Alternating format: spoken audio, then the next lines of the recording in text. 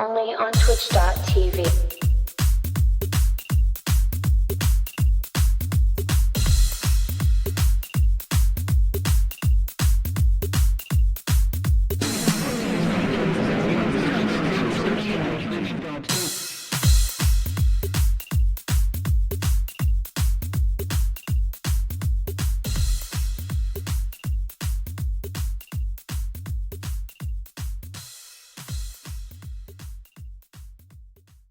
The Avenger rules only on Twitch.tv. Stop the Avenger rules only on Twitch.tv. Stop the Avenger rules only on Twitch.tv. Stop the Avenger rules only on Twitch.tv. Stop the Avenger rules only on Twitch.tv. Stop the Avenger rules only on Twitch.tv. Stop the Avenger rules only on Twitch.tv. Stop the Avenger rules only on Twitch.tv.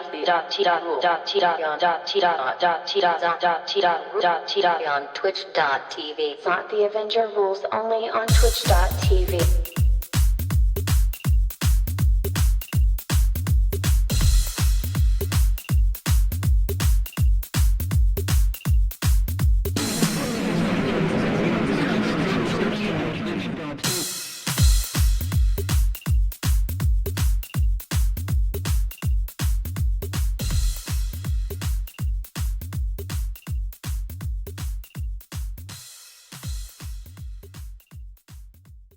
Thought the Avenger rules only on Twitch.tv. Stop the Avenger rules only on Twitch.tv. Stop the Avenger rules only on Twitch.tv. Stop the Avenger rules only on Twitch.tv. Stop the Avenger rules only on Twitch.tv.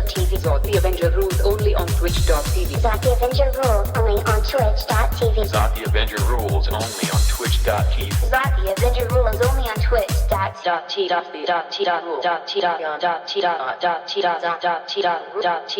Twitch.tv.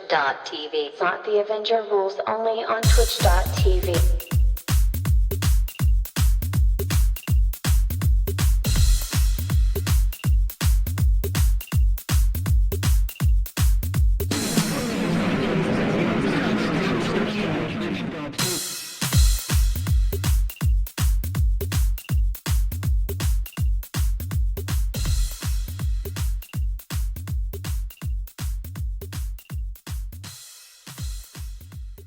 Twitch.tv. Thought the Avenger rules only on Twitch.tv. Stop the Avenger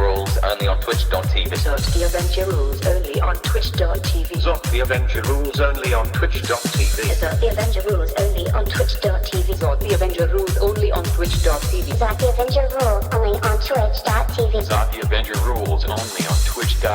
Stop the Avenger rules only on Twitch.tv. Stop the Avenger rules only on Twitch.tv. Stop the Avenger rules only on Twitch.tv. Stop the Avenger rules only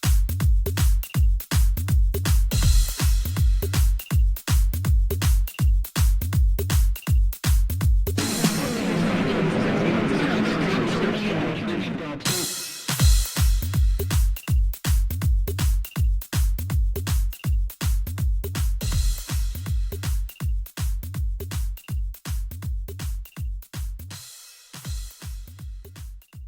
Twitch. On Twitch.tv. Thought the Avenger rules only on Twitch.tv. Stop the Avenger rules only on Twitch.tv. Stop the Avenger rules only on Twitch.tv. Stop the Avenger rules only on Twitch.tv. Stop the Avenger rules only on Twitch.tv. Stop the Avenger rules only on Twitch.tv. Stop the Avenger rules only on Twitch.tv. Stop the Avenger rules only on Twitch.tv. Stop the Avenger rules only on Twitch.tv. Stop the Avenger rules only on Twitch.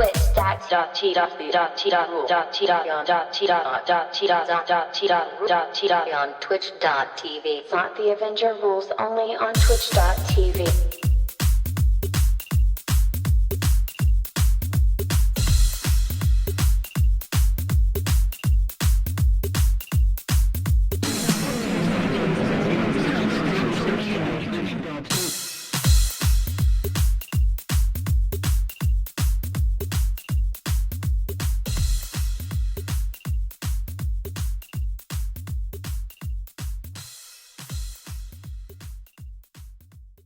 Stop Thought the Avenger rules only on Twitch.tv. Thought the Avenger rules only on Twitch.tv. Thought the Avenger rules only on Twitch.tv. Thought the Avenger rules only on Twitch.tv. Thought the Avenger rules only on Twitch.tv. Thought the Avenger rules only on Twitch.tv. Thought the Avenger rules only on Twitch.tv. Thought the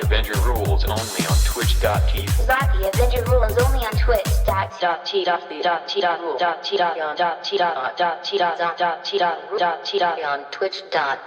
Thought the Avenger rules only on Twitch. On Twitch.tv.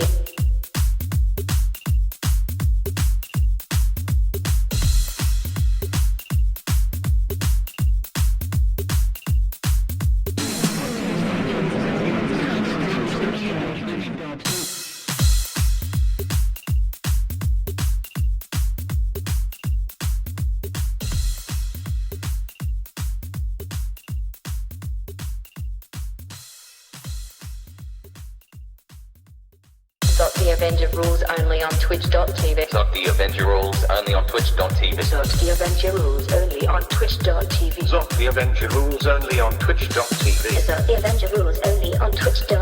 Thought the Avenger rules only on Twitch.tv. Thought the Avenger rules only on Twitch.tv. Thought the Avenger rules only on Twitch.tv. Thought the Avenger rules only on Twitch.tv. Thought the Avenger rules only on Twitch. On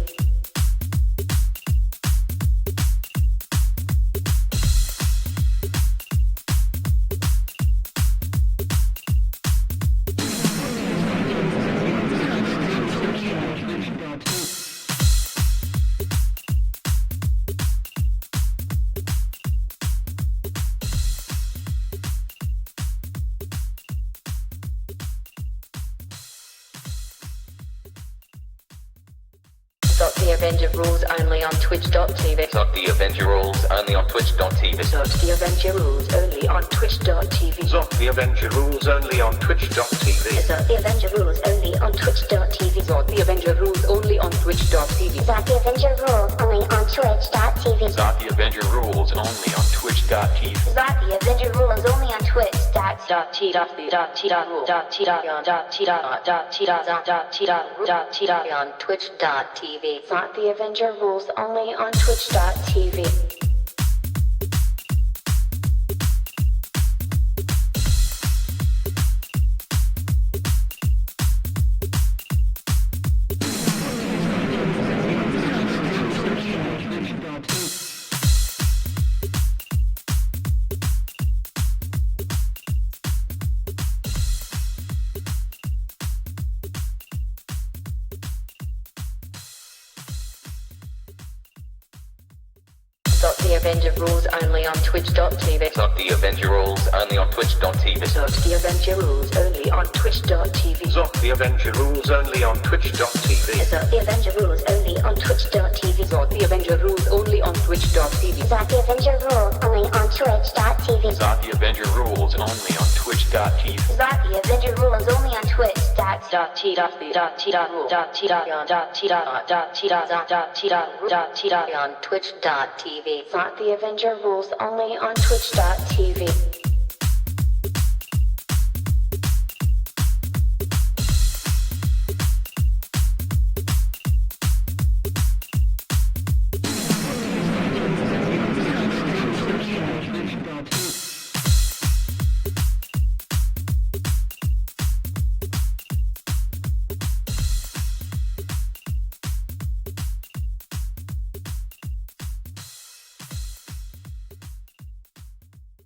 Thought the Avenger rules only on Twitch.tv. Thought the Avenger rules only on Twitch.tv. Thought the Avenger rules only on Twitch.tv. Thought the Avenger rules only on Twitch.tv. Thought the Avenger rules only on Twitch.tv. Thought the Avenger rules only on Twitch.tv. Thought the Avenger rules only on Twitch.tv. Thought the Avenger rules only on Twitch.tv. Thought the Avenger rules only on Twitch.tv. Thought the Avenger rules only on Twitch.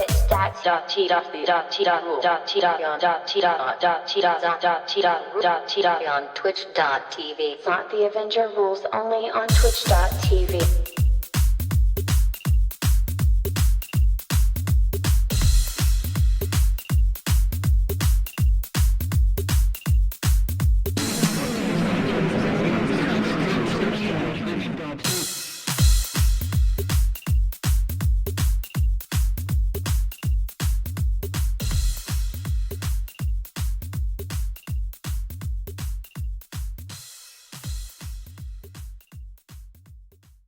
The Avenger rules only on twitch.tv. Zot the Avenger rules only on twitch.tv. The Avenger rules only on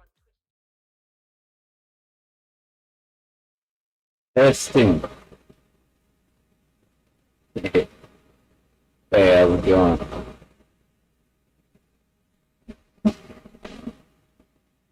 It's cool. Hope things go better in the future. Near future. Why would I automatically assume that if I ask a hypothetical fan how they're doing, they're going to tell me something that'll make me respond with, hope things go better in the future, huh? British Army beards? Why the fuck is that trending? That's gotta be the stupidest fucking at least Billie Eilish is trending, but goddamn, what is up with British beards? Guard beards? I don't understand this world I'm living in. I suppose it's all explainable. Inexplicable? No, very explicable. You know?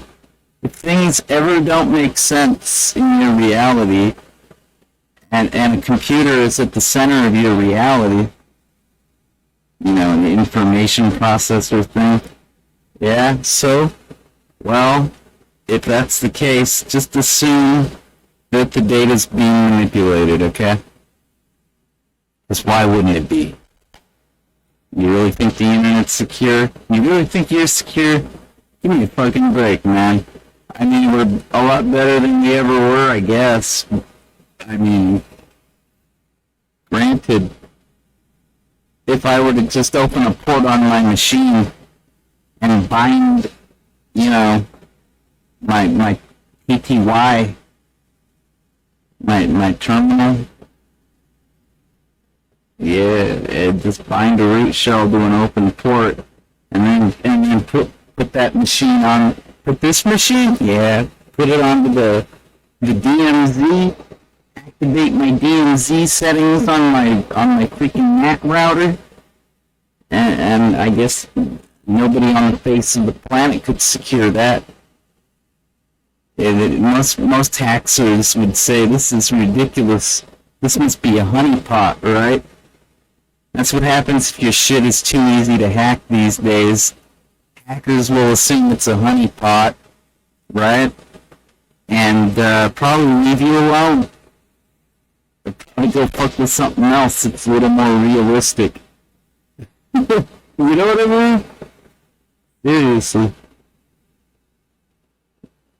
You know, I like this whole get up. I'm just gonna let it play a little while longer. Fuck it.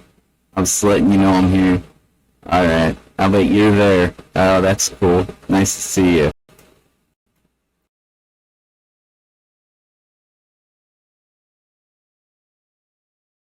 Only on twitch.tv. Zot the Avenger rules only on twitch.tv. Zot the Avenger rules only on Twitch.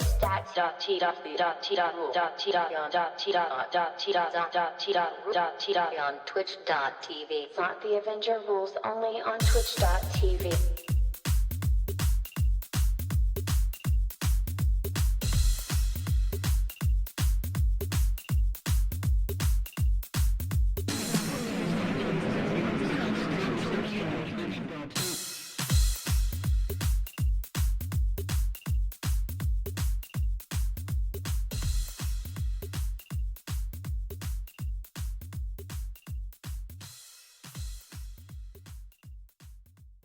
I guess I can leave my mic on. Twitch.tv. Zot the Avenger rules only on twitch.tv. Zot the Avenger rules only on twitch.tv. Zot the Avenger rules only on twitch.tv. Zot the Avenger rules only on twitch.tv. Zot the Avenger rules only on twitch.tv. Zot the Avenger rules only on twitch.tv. Zot the Avenger rules only on twitch.tv. Zot the Avenger rules only on Twitch. Everybody say hi to our good old buddy, the Stoic Indian Head. The Chief Head, I mean. The television troubleshooting logo spokesperson. My good buddy, the Stoic Indian Chief Head. Give it up. Yeah! You're doing great, pal. So says the producer of the whole thing.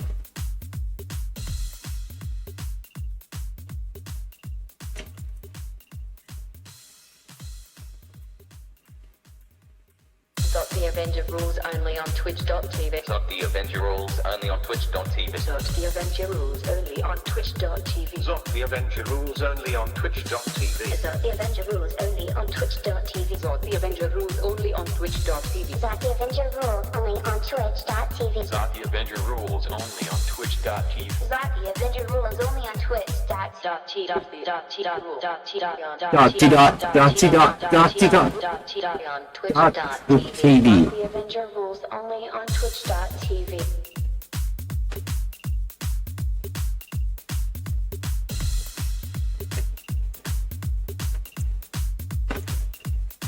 Doesn't it remind you of like a radio advertisement? You're sitting in traffic, just listening to Zot the Avenger on the radio or some shit. Gridlock. Bumper to bumper. During rush hour. He's right. Got the Avenger rules only on twitch.tv. Got the Avenger rules only on twitch.tv. Got the Avenger rules only on twitch.tv. Got the Avenger rules only on twitch.tv. Dude, what's up with my my trending stuff? The screen, my trending, the trending jump, Avenger rules only on twitch. it's totally not showing. It goes to a blank screen. I guess I better adjust my thing. Zot the Avenger rules only on twitch.tv. Is that any better? No, it's still gone to a blank screen.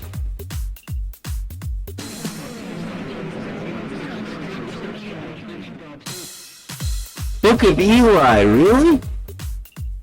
Wonder why that's trending. That's badass. That was a good movie, yo. I'm sure you saw it. So, I'm sure you agree. Got the Avenger rules only on twitch.tv. Got the Avenger rules only on twitch.tv. Look, okay, I gotta pick a different color or something, because I want to make sure that one screen that's totally blanked out is not totally blanked out.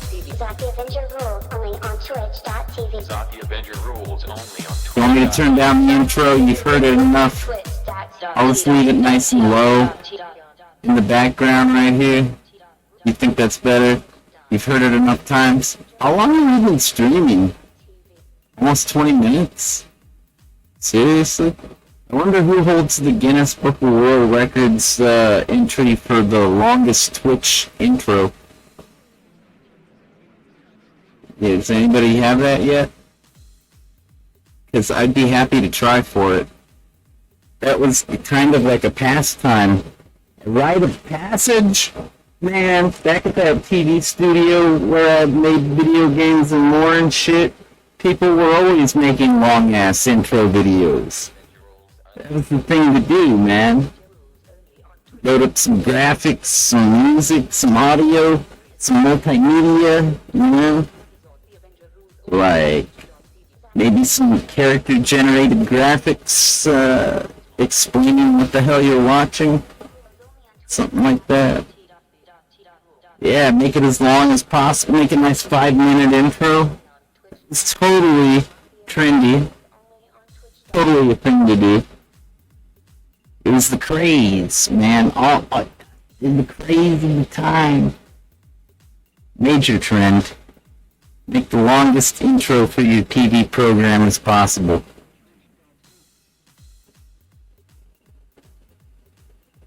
See, the reason why it became a trend is because, like, it always felt like you were winning. It's like, yeah, I just made a 3-minute intro video. I'm the best.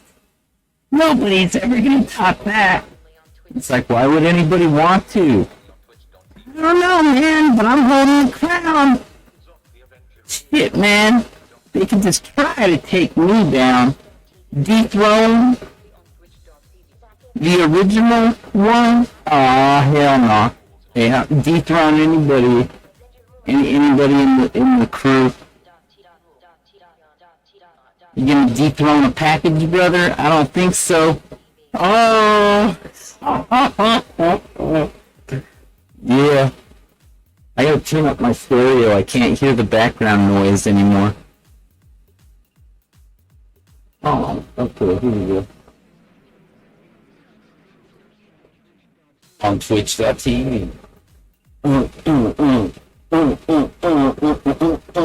Check it, check it, check it, check it, Mike, wreck it.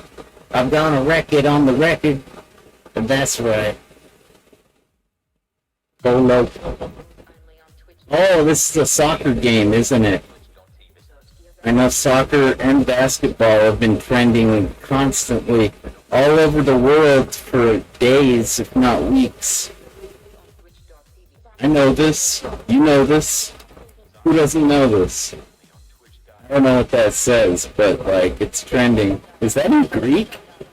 It looks like a Greek, like Electra letter or something. Oh, there's another soccer game. It's gotta be, right? Because I'd recognize it if it was a basketball game. And I don't recognize any of these countries. I'm like, what versus what? Oh, that was sad. I didn't want to see that. Beyonce, the Queen Bee is trending. That sucked. I don't want to hear about any tragedies or crashes or anything like that. That sucks. I don't need that.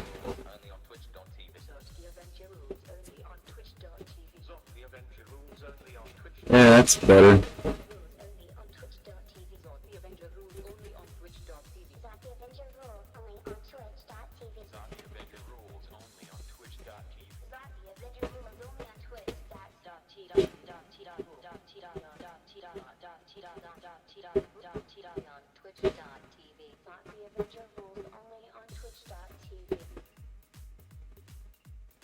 Who, me? You think I rule? That's cool, man. Thanks for the support.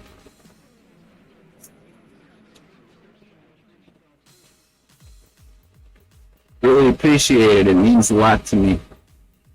Especially on a Friday night / Saturday morning. It's cool, man. Much respect, much love, and such.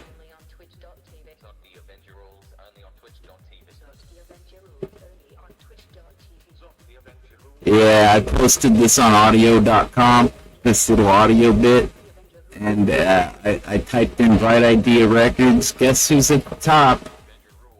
At least when my IP address with my account logged in searches for it. Hopefully it's the same case if you try on audio.com. That'd be tight. And right. Right and tight. But, I mean, who else is going to show up at the top of the Bright Idea Records search query? Give me a break. You frontin'? I don't think so. No one's going to believe your Bright Idea Records. Sorry. This footprint is a little too large. But it's okay. It's only been in the works a decade or something. Decade or two.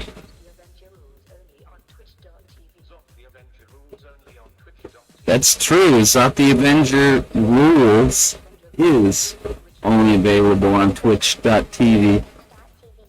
Regular old Zot the Avenger, or video games and more. Video games and more was only available on Access Tucson. Tucson Community Cable Corporation for a very short little while in the early 90s. But, no, what was I trying to say? Yeah, only on Twitch. It's true. No lies. It may sound like a parody or a lampoon of some radio commercial, like in between the song and the commercial. But that's what they always play that part, right? It's like not during the commercials. Commercials sound like commercials. Music sounds like music. Right in between the commercials and music. That's what this sounds like, right? Seriously, what do you call that? I guess a transition piece, a leadway, maybe like I don't know. I'm never gonna know, so I guess I'll stop guessing. If somebody wants to tell me or send me a link or something, I don't know, maybe I'll notice. But yeah, I don't know what to call that. It's probably like a leader, or maybe a transition. I don't know. Man. It's like I like to front like I'm the greatest video maker ever, because I probably am. Like in the retrospective, at the end of the day, when it's all said and done, Zot the Avenger, ZTA, greatest video maker ever, probably. But when you're in the middle of making history, it isn't like you can really just say that, because it's like practically jinxing yourself, right? Granted, I jinx myself all the time. It's really annoying, but it hasn't killed me yet. Know what I mean? It's true. Just like that, only on Twitch.tv. I'm telling you the truth, man. I'm not even joking. If I do start to joke, I'll try to let you know, okay?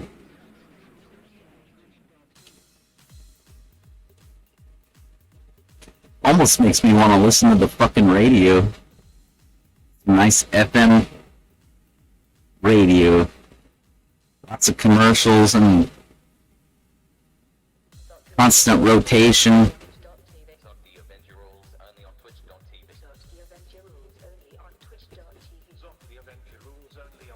Sorry, I'm not trying to talk over the placement piece. But you know what I mean. Wait, what was I saying? No, I'm not that stoned. I think that might have been a legit brain fart. Maybe cannabis induced. I don't know. I don't think so. I don't think I'm quite that stoned. Like, if you get stoned, it wears off. Like, even though it stays in your system for 6 weeks, like, you're not gonna be as, like, if you get super fucking baked, you're not gonna be baked in an hour or two. You know? Granted, you're still gonna be a stoner, because you're still gonna be chock-loaded to the brim full of THC, right? I suppose.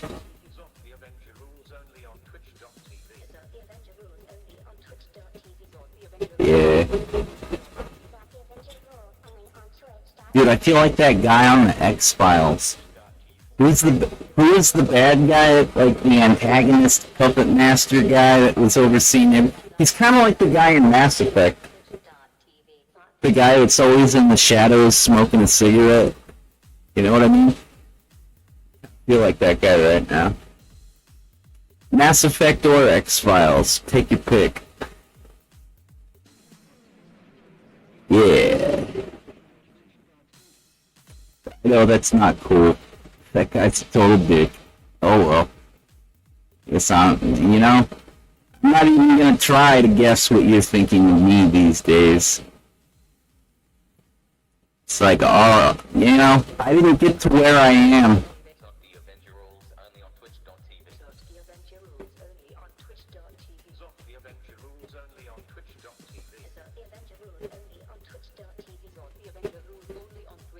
All that's true. Zot the Avenger does rule. He is only on Twitch.tv. ZTA rules. And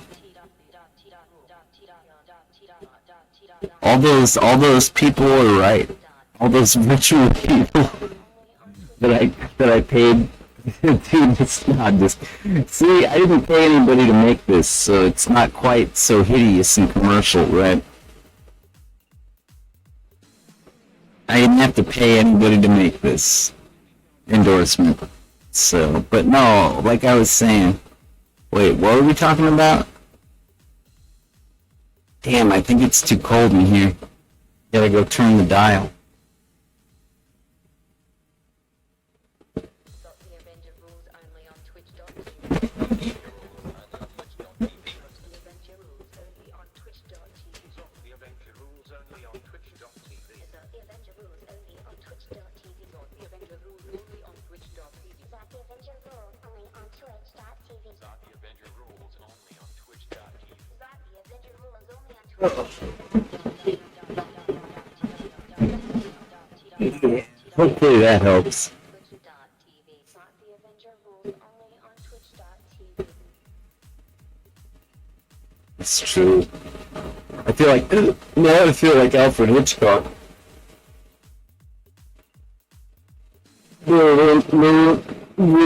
Sorry. I was doing like one of those weird. It wasn't a burp or a belch, but it was still like a release, and like you could talk like you like it's almost like a hiccup, almost. The Avenger rules only on twitch.tv. So that makes you sound weird if you try and talk through it. The Avenger rules only on twitch. Yeah. So I feel like Alfred Hitchcock. Only on twitch.tv. The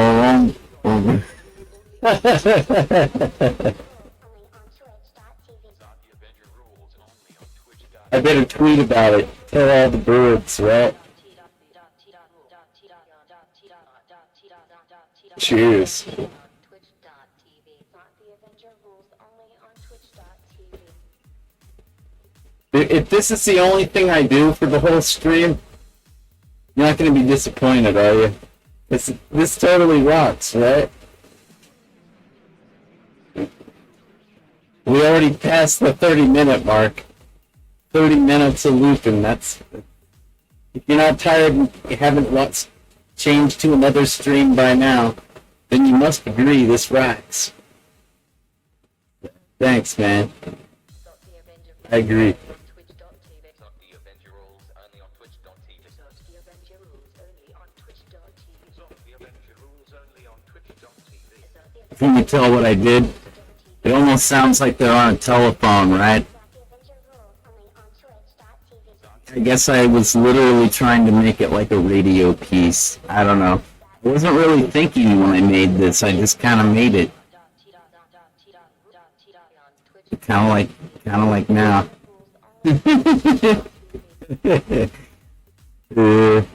But I mean, that's the way those radio pieces are. You always get like all these like famous rock stars or music artists, like recording artists. Yes, yeah, that's what I'm trying to say. And they're talking over the phone, doing an interview one day, and at the end of the interview, that's when the DJ says, "Hey, would you mind doing a promo piece for me? Really appreciate it." The Avenger rules only on twitch.tv. The Avenger rules only on twitch.tv. It does sound like they're on the telephone, doesn't it? Only on twitch.tv. I mean, the artifacts are minimal, but there's enough that you get the impression, right?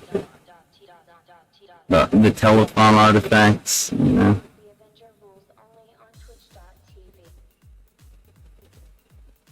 Yeah.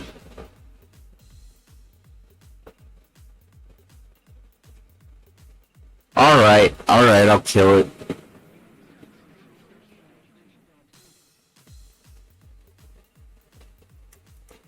Remove. Oh crap, what am I gonna do now? That was like an awesome time killer.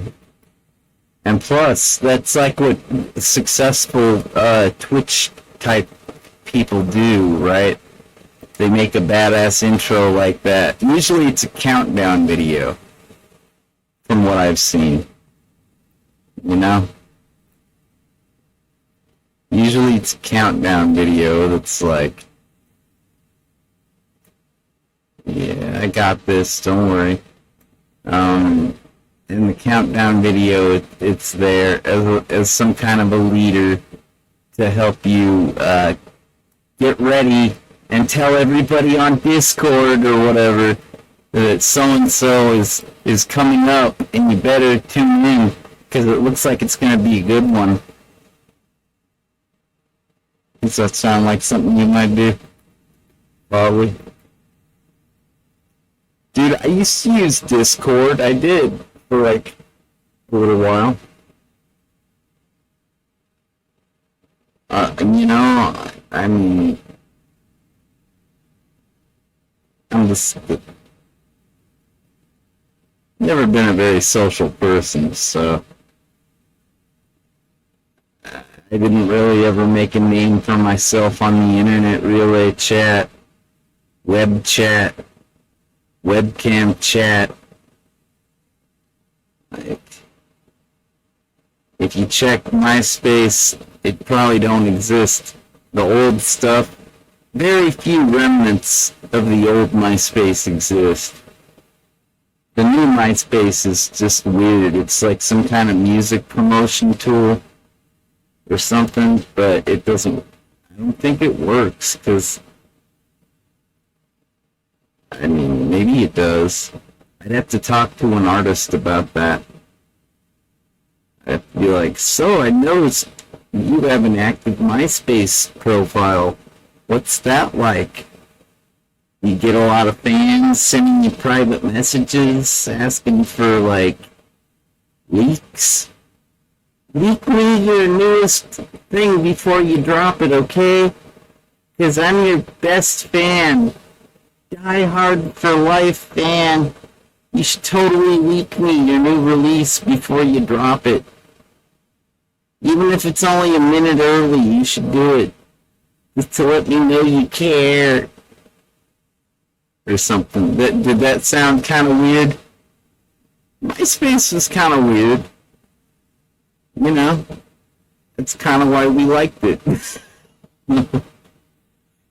was like, hey, we're weird. Yeah, we're talking with total. We could be getting fished right now. We could be getting catfished or whatever, and we don't care. We're aware, and we don't care. Catfish me all you want. Obviously, I got the time to kill if I'm talking to a total stranger on MySpace. Might as well be catfished, right? Might as well.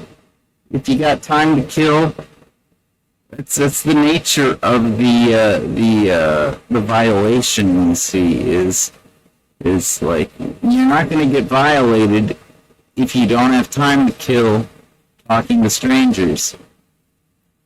So if you're the type of person that has time to kill talking to strangers in detail, in depth, like you know.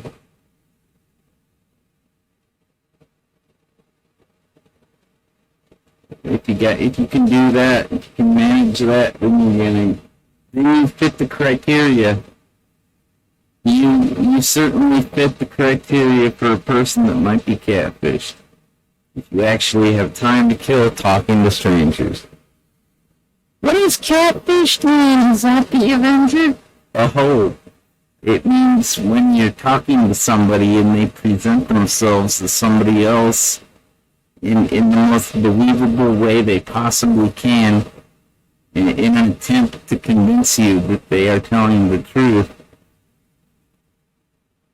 in hoping to gain extra amounts of trust and friendship and perhaps romantic interest. That's how that works. Alright. Let's say goodbye to our proud, stoic friend, the television troubleshooting guy. Thanks for stopping by, man. It's always good to see you. Alright, don't be a stranger, alright? Ow. Ow. Dude, that's pretty dope, huh? I'm liking that.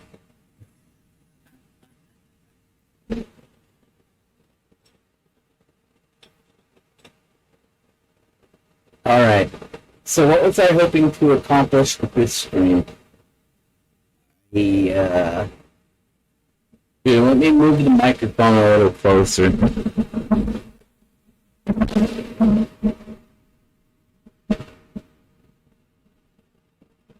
Oh, wow.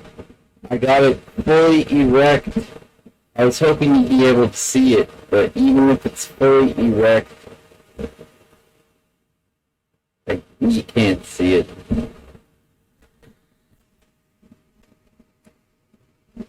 Alright then.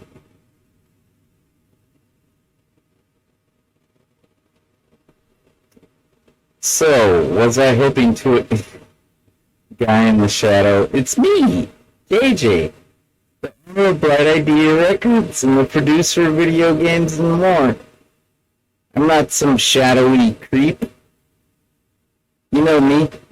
Even if I was hiding in the shadows, I wouldn't be a shadowy creep, because you know me already.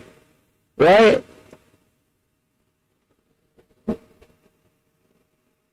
You can't mistake the crazy jewelry, can you? What happened? It changed. I turned into super shadowy guy. Well, anyways, that's what I was saying. You can't mistake the freaking jewelry, can you? How about the clean shaven?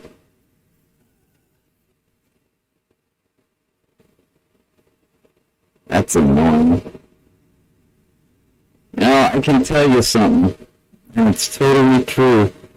Here we go. No matter how much I shave, it's never enough.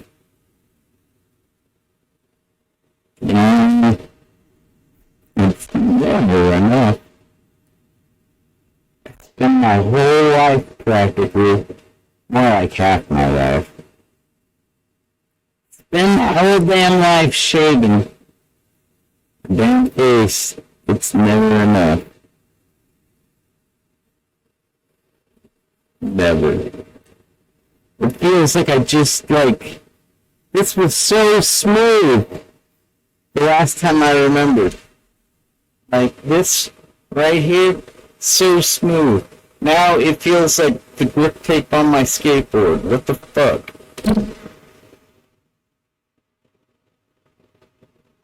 Oh well. What can you do, man? Can't live with it, can't live without it.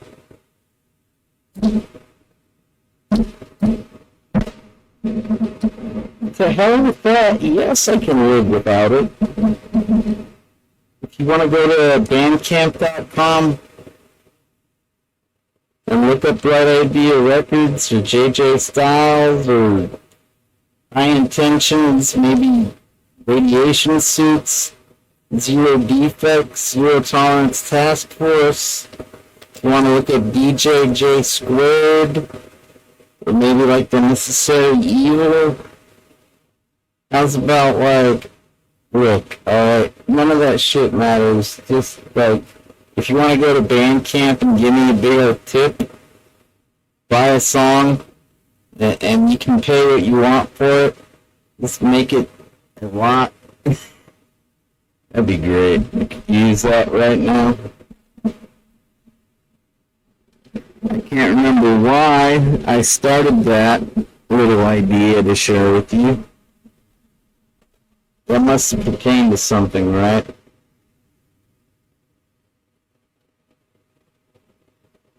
I can't remember what I was talking about, but I'm going to assume that perhaps I was talking about, like, you know, I can't remember. It's difficult because I certainly am not rich, but at the same time, I can usually get done what I need to do, so it doesn't make me feel poor all the time, the fact that I'm poor. I would like you to go and give me some money, because, hey, do I sound like a broken record? Let me guess, that record is the release that was at the top of the charts back in 2021. Record known as Go to My Patreon. Sorry. Buy me a coffee? Sorry. How's about buy my music? Oh. I tried the Kickstarter. It didn't work.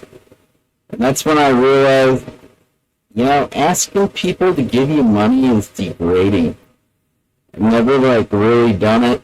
Never made a habit out of it. Some of my, friends, band members, associates, etc., some of them were practically professionals at that particular career. The begging for money career. Beggar. Professional beggars. And, granted, they usually did it on the street. A little bit different.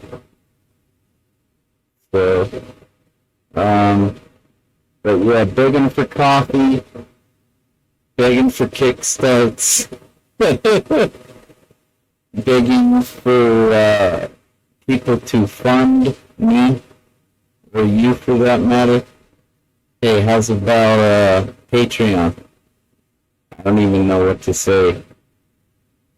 Patreon me? Doesn't make sense. Those other examples, those could fit into the career of a beggar. Once you bring Patreon into it, it's like, what are we talking about? Because you're not exactly a beggar at that point, from what I understand. You're actually going to give your supporters exclusive content. Here's the thing I'm wondering. What happens when you can't provide any exclusive content, but you're getting the largest influx of Patreon support than you've ever gotten before? It's like you've been churning out the exclusive content for God knows how long, just to satisfy your few supporters. Now you got some exposure. Maybe you're on Entertainment Tonight. How about Lifestyles of the Poor and Stupid? Or maybe American Idol? Perhaps you were one of the contestants on this season's Big Brother US on CBS. Which, by the way, that's not likely for this year. I guess it's a celebrity thing. Which is cool. I always love celebrity. Big Brother 7, I can tell you a lot of things about that season. I have some exclusive live content from season 7. The All-Stars, original All-Stars. I got Janelle. I feel like I'm sorry, Janelle. It's a very unique name. It only makes sense I would have gravitated to Michelle, which is probably the closest female human name comparable to Janelle. Yeah. So I got some exclusive live footage of Janelle and the evil Dr. Will Kirby kind of macking and hooking up and shit. Oh yeah. I also got some video of Jesse and Lydia hooking up. Granted, they're from a later season. Lydia was cool, dude. She was kind of like one of those freaky girls, like a suicide girl almost, Except she wasn't trying to be a whore. Like, some Big Brother contestants, I don't need to make any references or name drop that. No, that would be tacky, because I'm a fan of all the contestants. So I don't need to throw any of them under the bus. I think some people, season 7? I think some people thought that Natalie from season 9 was some kind of a whore. But no, she was not. She's a very nice girl. From what I can tell, I've heard some things, and it was mostly positive. She's a good girl to know. I guess if you live in Oregon, maybe Natalie's still there. You might want to look her up. No, Lydia's not a whore. Natalie's not a whore. Fucking even Nicole from season 2, one of the original chill counters. She's definitely not a whore. You know how you can tell Nicole wasn't a whore and never was a whore and probably still ain't a whore? You know how you can tell? By her bad attitude. Yes, Nicole's bad attitude would definitely have ensured that even if she tried to be a whore, right, hypothetically speaking, if Nicole had ever tried to be a whore, her Johns, quote unquote, the guys looking to buy, the consumers, the pussy, they would have said, hey, or perhaps the purchasers of the oral, I don't know, I'm gonna stop. We could go in all kinds, there's like Johns that are into dominatrix stuff, which doesn't even involve orifices or penetration. Then you got let me think. What are the kind of ads that you might see in a weekly magazine in your town? The dominatrix? Perhaps like a photographer? Granted, traditionally, I think that's more of a guy thing to do. Like, if you're a creepy guy that wants to be around beautiful, naked females, hell, man, even the less than beautiful ones, you're just that kind of camera guy. You're just looking to get some pictures. Yeah, I guess you might see that in the weekly. So, dominatrixes, professional photographers, masseuses, people offering massages on a professional level and capacity. If you're looking for the best massage of your life, call such and such for a good time. I must pay up front. Nothing sexual. Please leave a message. We will reply, blah, blah. It's something like that, right?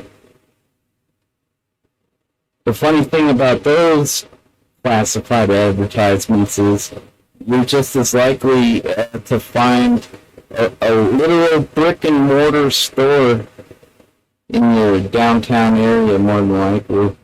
A brick and mortar store that pertains to that very ad.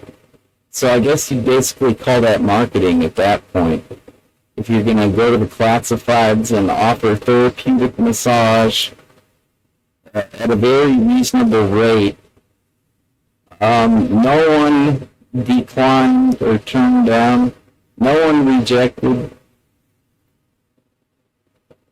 It's businesses. They always get to reject. No shirt, no shoes, no service. Get out of here. Yeah, that kind of thing. Yeah. Have we beat that to death like a dead horse yet? Long enough? That's it. So you got your how's about at-home private dancer? Or rather, how's about a go-go dancer for your private party? That's another one. So you got your therapeutic massage, go-go dancers for private parties, professional photographers. Oh, here's another one that goes along in the same category as professional photographer. How's about professional talent manager? Or perhaps professional model manager? Because, like, everybody knows, if you're an attractive model, the work ain't gonna come to you. You gotta get the work. How you gonna do that? By finding yourself a professional talent model manager. Of course, you'll probably need some photographs to show the manager if you're ever gonna, like, get them to offer you a contract. And that takes you backwards to the professional photographer. They'll probably want to rape you, but I mean, if you want good photos, if you want a career in the field of the adult sex worker, then you're gonna probably have to put out, but it'll be worth it. That nasty blowjob will get you a lifetime of replies, thanks to the fantastic photos that that creep had to offer. Yeah. How the hell did we get on this topic?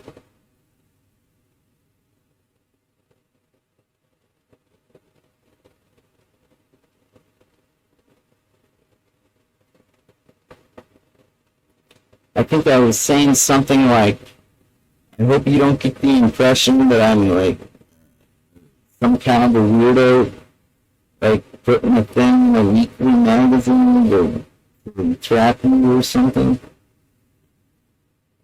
That doesn't sound like something I'd normally say. Thing that's not, in the game of charades of life, it doesn't sound like a very fun episode.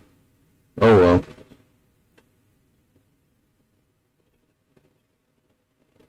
So be it. I'm almost out of my ZTA cocktail.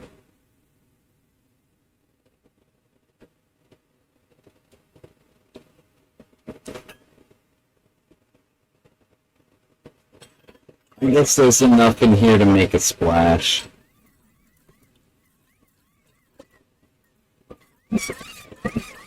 Probably can't hear the splashing because of my noise filter, right? That's cool, man.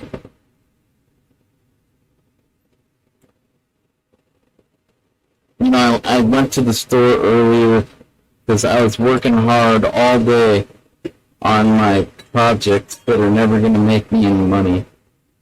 I've been working my whole life on non-profitable projects. But why would you do that, JJ? Well, okay. Well, because who needs money, man? I know my projects are badass, and that's totally fulfilling. Guess what? You can't buy the feeling of fulfillment. Can you? Can you? I've heard you can't buy love. Granted, we just talked how long about those weird those quasi-pseudo-legal, the legality, quasi-pseudo-legality advertisements in your local weekly, but it's basically illegal. I think people still do that shit. It's totally like, I almost said legal. No, it's almost like totally not investigated. There was a lot of entrapment when I was growing up, okay? Like, entrapment is when a police officer, someone that serves the law, one of those types, it doesn't have to be a police officer. Actually, it's more likely going to be a police investigator. Like officers are like, I think they're on salary, but I think it's a lower salary. And the investigators, they're on salary, but it's a higher salary. I think that's how it works. I was gonna say, the officers work by the hour. They work off of tips. You gotta tip the boys in blue, the girls in the trainees in blue. You gotta tip them because they work for tips, man. No, that's not true. I don't think they work by they're all salary. But I think an investigator is definitely a better paid officer of the law. Anyway, what's the point? The point is, I don't think that those prostitution advertisements are investigated like they used to be. Like entrapment. Like, okay, here's how entrapment works. One of those investigators will get assigned to a beat or whatever, and their beat happens to be the classified ads of your local weekly or whatever.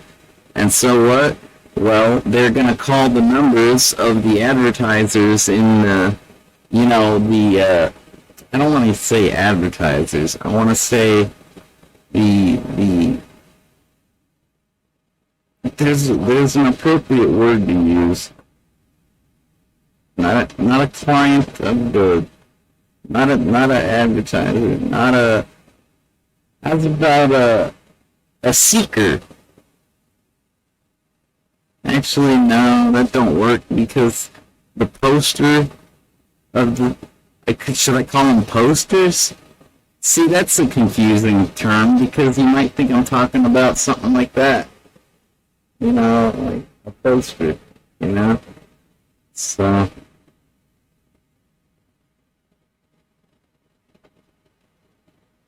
service provider. That's the word I needed. So let's say that your service provider that has been promotionally marketing their wares, okay?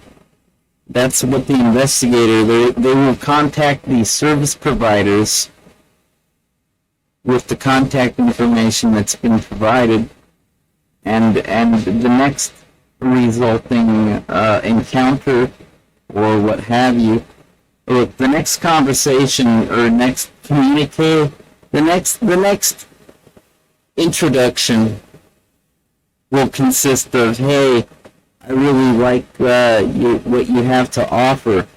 If I understand you correctly, can I please, get a reply? Have a nice day, and hopefully you get your reply. That was a pretty bad. I would not make a good investigator because that was I don't have a professional sex worker here with me. But I'm pretty sure if I did, they would say that is the most terrible message from a John I have ever heard. I would not reply to that ever. I would die first. So, right? That's what I'm picturing. That was a pretty bad message. But, to be fair, I think cops are supposed to be that way. Because if they're too convincing, then that's not entrapment. That's really, really, really entrapment. If you're actually convincing your undercover role, right? Oh, I can tell this guy's bought sex before. Oh, he's very, very convincing. I mean, well, yeah, exactly. And, that then the entrapment happens when they agree upon an encounter location and price. And basically, once they agree that everything that is evidence and illegal, once they talk about all those illegal things and agree upon them, then they meet up and then they get the handcuffs. The silver bracelets, the sex worker gets the bracelets, and then they get to spend some time downtown in the tank. Mass populace incarceration. It's not like you get your own cell. That has to be assigned and allotted to you. No. Yeah, I'll probably be changing the subject soon. Although, here, I'll wrap things up. Yeah, that's entrapment. Of course, that was the way law enforcement dealt with crime back in the day, was a whole lot of entrapment. So, like, there's just dozens of TV shows where you could probably, if you Google, like, Hill Street Blues in double quotes, and then put a space and put in double quotes entrapment, I don't know. I doubt if you're gonna come up with much. And what's that other one? In the Heat of the Night? I doubt if you Google In the Heat of the Night and entrapment, I doubt if you'll get much. Granted, if you Google NYPD Blue in the double quotes with the space and then the double quotes entrapment. See, you gotta put the double quotes on entrapment, otherwise it'll be considered like an or. It's not gonna be an and, it's gonna be an or, okay? So you gotta put it in double quotes, lest you want it to be treated as an or. Alright, but if you type in NYPD Blue in double quotes, space, entrapment in double quotes, I'll bet that comes up with something.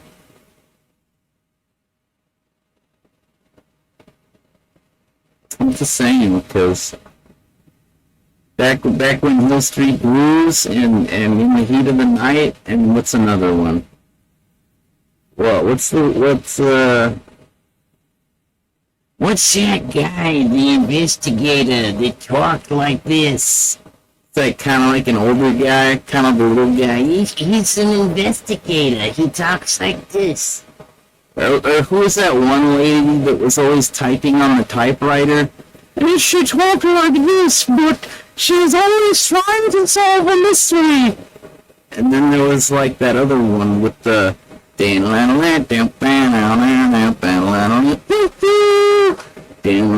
Inspector JJ bang bang bang.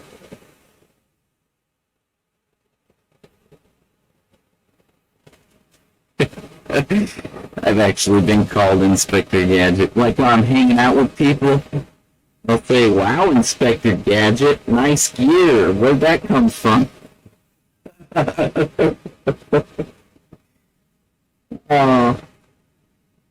Oh, I hate my life.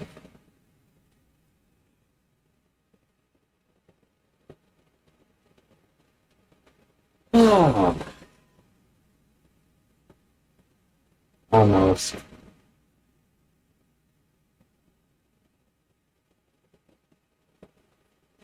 think I'm over it. It's like if I laugh too hard, I get incredibly painful Charlie horses in my ribs. Just like when I stretch, like when I'm yawning for a morning stretch, I almost started to get that one right there at the top of my damn shoulder blade. Yeah, I can't, if I yawn, I go like that, because like it's gotta end. The Charlie horse is too intense. And then there's like, I already told you I'm poor, but I can deal with that. That isn't why my life sucks. Being poor is actually quite inconsequential. It's like, I got a good education one way or another, somehow, some way. I've basically been obese all my life, so I don't have a starvation problem. Education, starvation, what else goes along with being poor? That's about stimulation. Oh yeah, because you don't have money to rent movies or like buy newspapers or etc. Dude, I've been pirating software, I've been pirating music and movies, I've been pirating everything since I was Dude, I was making video games and more, and I was already like a major pirate. With the digital content, I mean, and don't get me wrong, I wasn't like counterfeiting brand names and t-shirts and going to Nogales, and I wasn't quite that deep into piracy. Counterfeit goods? No. No, I'm just talking about the digital content. What was the point of bringing that up? There's a point. Well, here. It's to demonstrate something. Oh yeah, how being poor, that's not really an issue. That's right. It's like, it's more about the starvation, the education, rather than like,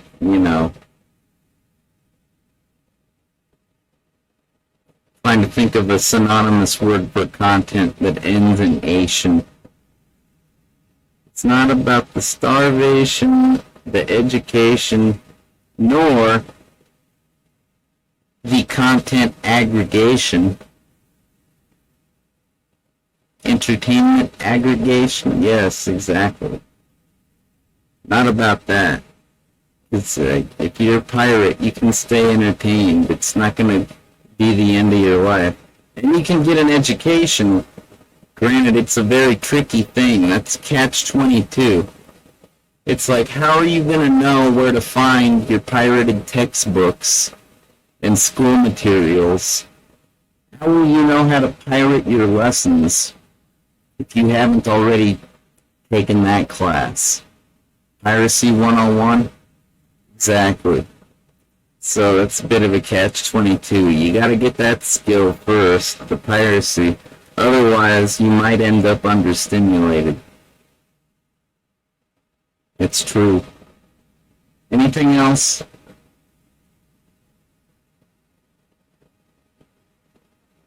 I don't care. The fact is it's I just got bad luck. That's why my life sucks.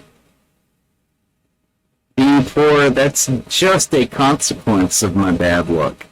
But ultimately, that is not the prime factor. That is not the core of the issue. That is not the relevant thing. No, it's just bad luck. And so what? It just sucked, man. I thought it was bad when I was recounting all that shit a minute ago. Talking about, like,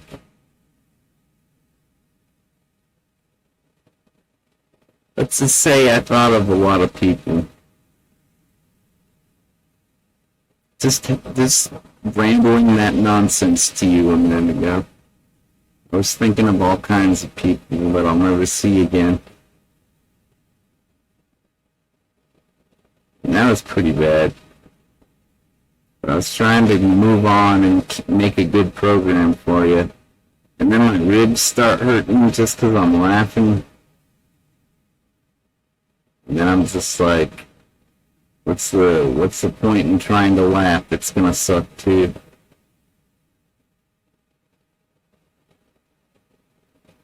Man, I'm really bad at this.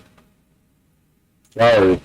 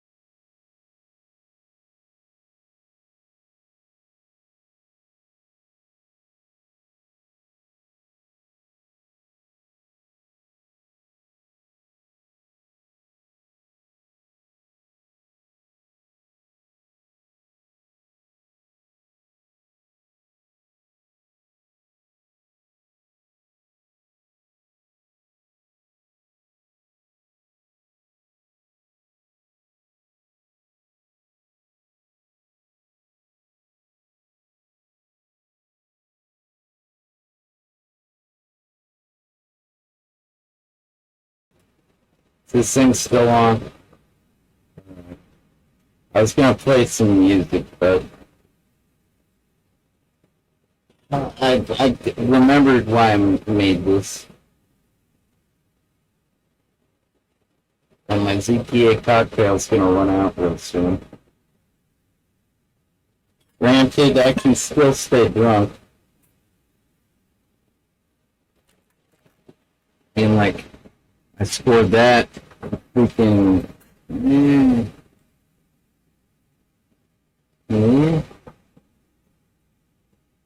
I scored that for like $10. Actually, 9 something. But with tax, we'll just say $10. Fucking case of beer for $10. Goddamn. And I'm worried about maintaining my ZPA cocktail. Oh wait, I just remembered. Though I was in fear of the worst case scenario, it's not gonna happen. I don't know what I was afraid of. I'm sorry. When I'm stressed out, thinking about terrible things. You can get that one. Yeah, when I'm thinking about those terrible things, sometimes I forget reality. The fact of the matter, I got ZP. Granted, I'm gonna have to go get a Mountain Dew. And that stinks, because it's not within arm distance.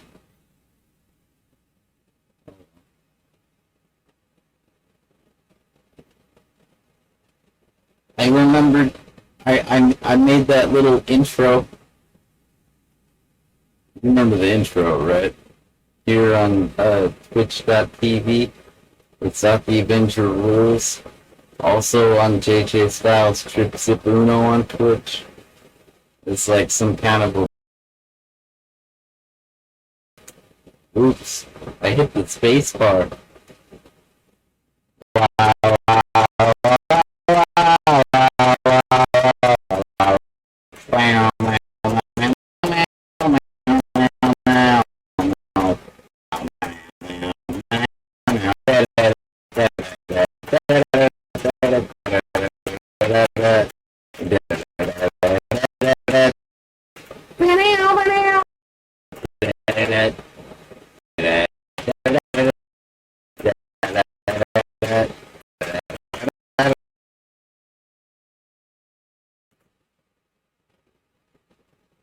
For the 10th time tonight. What a dream. Okay. So, like, we did the music thing. Yeah.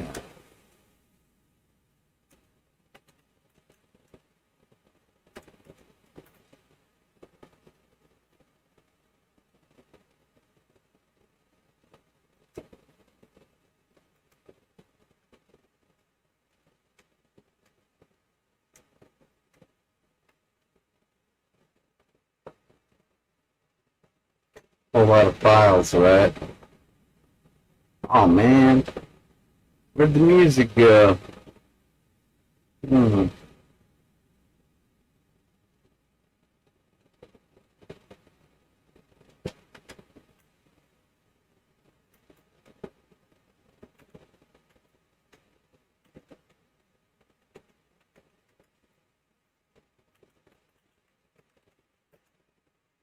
me think. Did I export a WAV, an MP3, an OGG file? It was an MP3.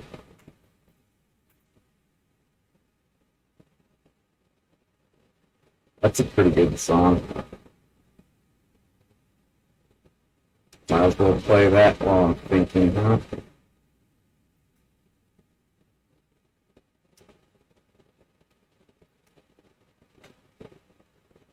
Might as well.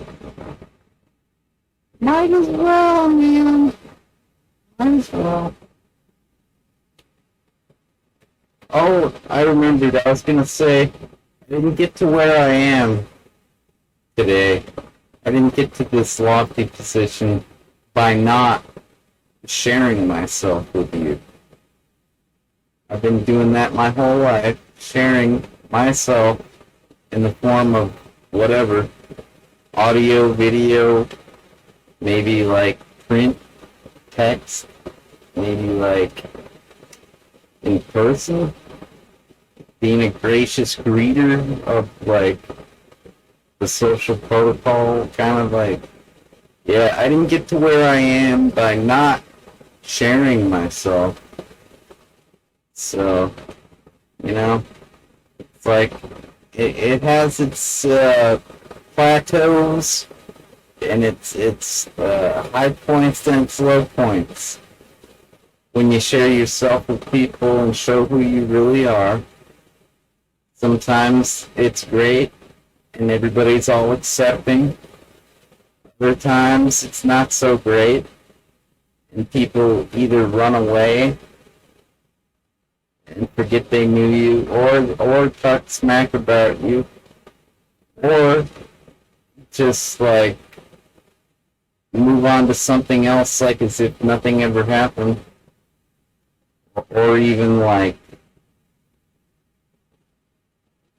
or just agree with what everybody else says about you, which is the worst case scenario. I'd like to think that all my fans are total individuals, nonconformists. Basically, like the people on my VIP list here on Twitch.tv, you know, those folks, the people that are like, you know, VIPs. I made them VIPs. They didn't ask to be VIPs. I thrust that responsibility upon them. I forced it. Damn right I did. Because, like, you know, if I think something needs to happen, it needs to happen. I don't care what you think about it. I'm a little bit of a fascist like that, but at the same time, it's not that I'm a fascist. It's that I'm altruistic with my higher thinking skills. My ability to tell you what the fuck is wrong with you, you know, and stuff like that. I have a heightened sense, and it's like, it's basically philanthropy when I tell you all this shit.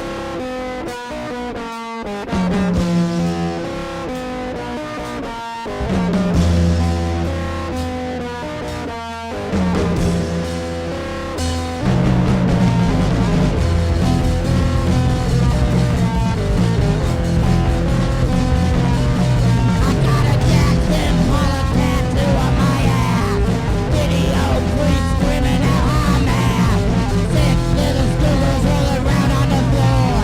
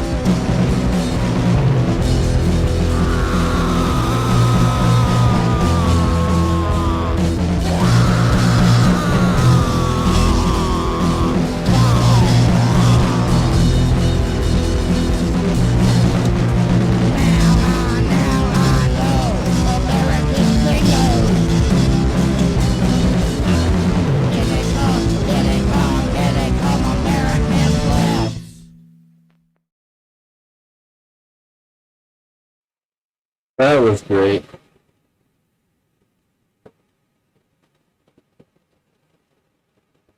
No need for applause, but definitely deserving. Oh, yeah. There, I had to say that just to let you know I wasn't being sarcastic. I know some of you think that sounds terrible. Granted, you don't know nothing about music if you do, but that's okay, that's your prerogative. Not everybody wants to know about music. Some people stay as far away as possible because they don't want to wind up having sex or drugs or a good time, or perhaps like just enjoying rhythm, perhaps dancing.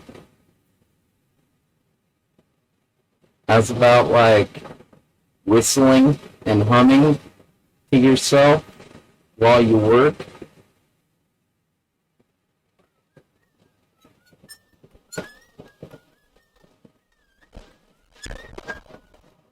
Yeah, I got my noise filter on. That's basically the Seven Dwarfs song. Yeah. Yeah, some people avoid that shit like the plague because, yeah, they don't want to wind up with any of those things. You know, that's their prerogative. That's cool, man. I dig it. I can respect a person that's trying to keep their shit straight. Keep their shit together on the straight and narrow. Trying to maintain, you know? Keep it cool, keep it steady. If that's your goal, well, I'm not gonna blame you for being a square. Fuck, man. I'd never blame a person for being a square. As far as I'm concerned, it's a matter of survival. If you can get away with being a party animal and still survive, well then, by God, you better try. You better do so or you'll be squandering your privilege. But let's say that's not your goal. I don't want to have a party life. I don't want to, no. I just want to keep from getting in trouble. On the straight and narrow, status quo little bitch. Probably a snitch. Probably like a hall monitor type. Like a wannabe do-gooder, but far, far below the caliber of a true superhero, like even an upholder of the law. Like, you realize, in order to even be a vigilante or a superhero, or like, in order to do things, you have to have the prerequisites. So, like, you know, when I say a hall monitor, that's like a person that's like a total wannabe. It's like a hall monitor is like a wannabe pig. Like, seriously, they want to have authority, they want to wield it, they want to hold it over you, they want the authority, they need the authority, they're gonna get the authority no matter what, even though they don't know a thing about, like, what it means to be authority. Yeah, they're posers. But it's okay, because when you're a hall monitor, you're a little kid. So you're basically expected to be ignorant, because how in the hell is a little kid expected to know anything about anything, right? They're just a stupid little kid. Like, little kids, they're school kids. They're going to school to learn things. What in the fuck is a little kid gonna tell me when they're still in the process of learning? They're not gonna be the authority on anything, right?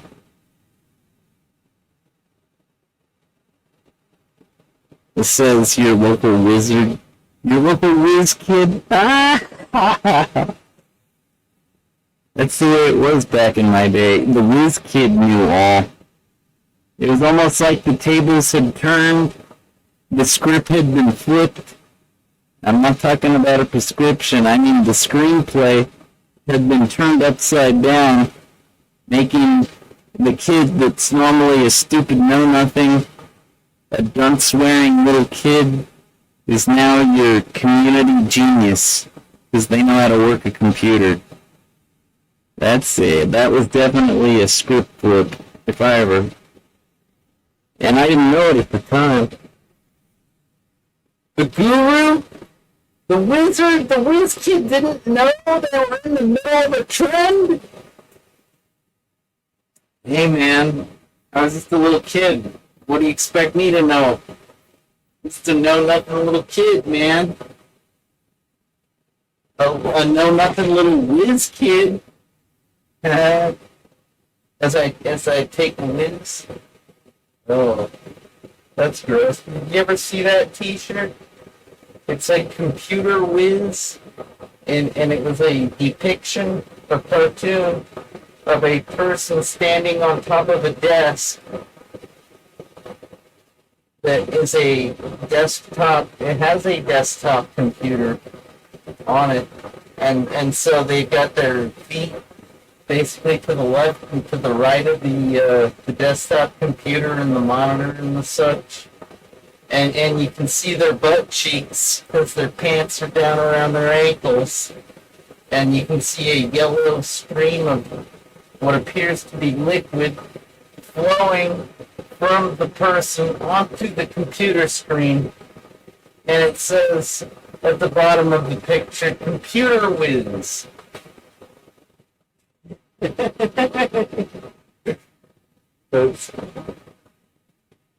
Of course I gotta laugh at that.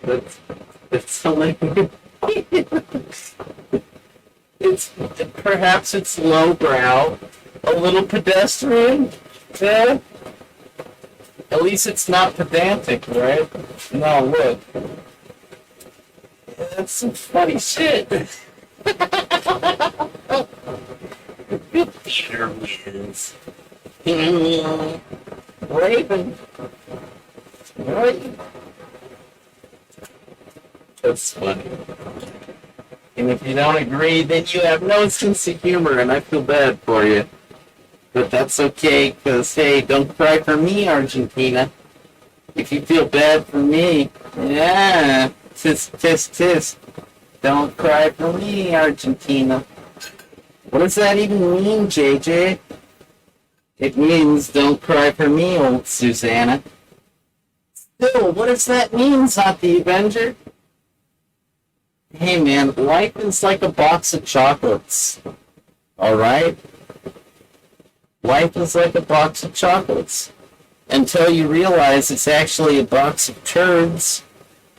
And this whole time you've been eating crap instead of chocolate. And when people ask you, oh, what do you think of chocolate? And that's when you say, oh, I'm not a big fan. And they wonder, what's wrong with that guy? And it turns out, oh, they haven't been eating chocolate. They've been eating turds in a box. Packaged to look like chocolate. In little, like, paper cups. You know, like you put a cupcake in, but even smaller because it's a little turd. Yeah. Life is like a box of chocolates. Until you realize the chocolates are turds. And then life is like life. End of story.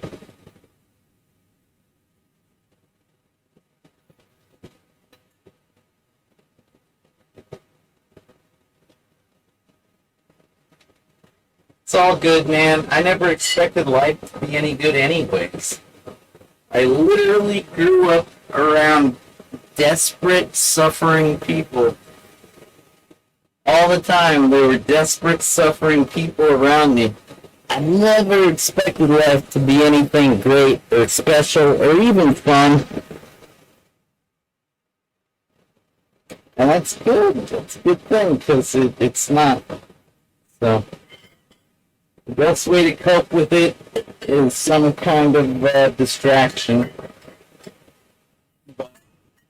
My distraction will be to change the subject, because why on earth would I want to continue with this one? So,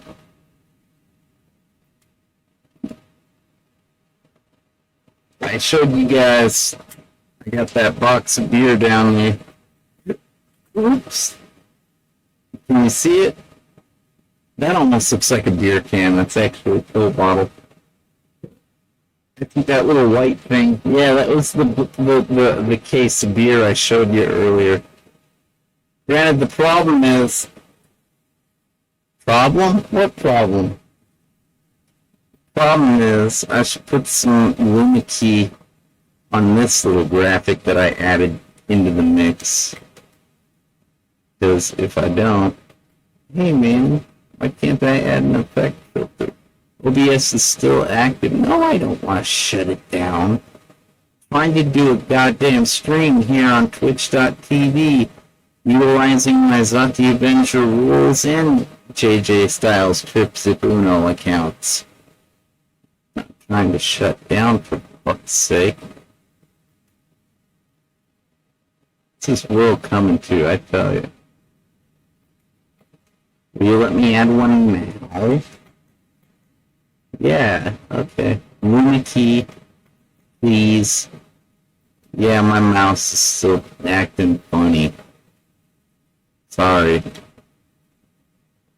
I kind of like that. Here, let me see.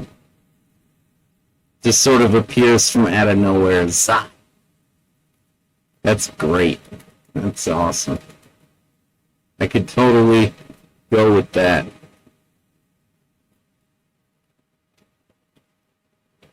Oops, what am I dragging off? The screen capture? Really? Oh, I guess I gotta pull the sport. That makes sense. I remember doing that.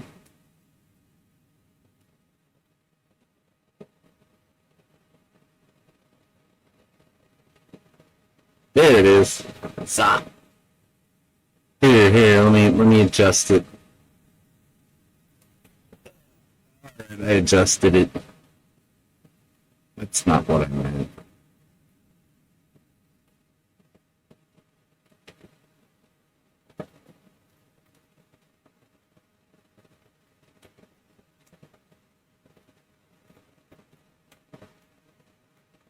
There, that's...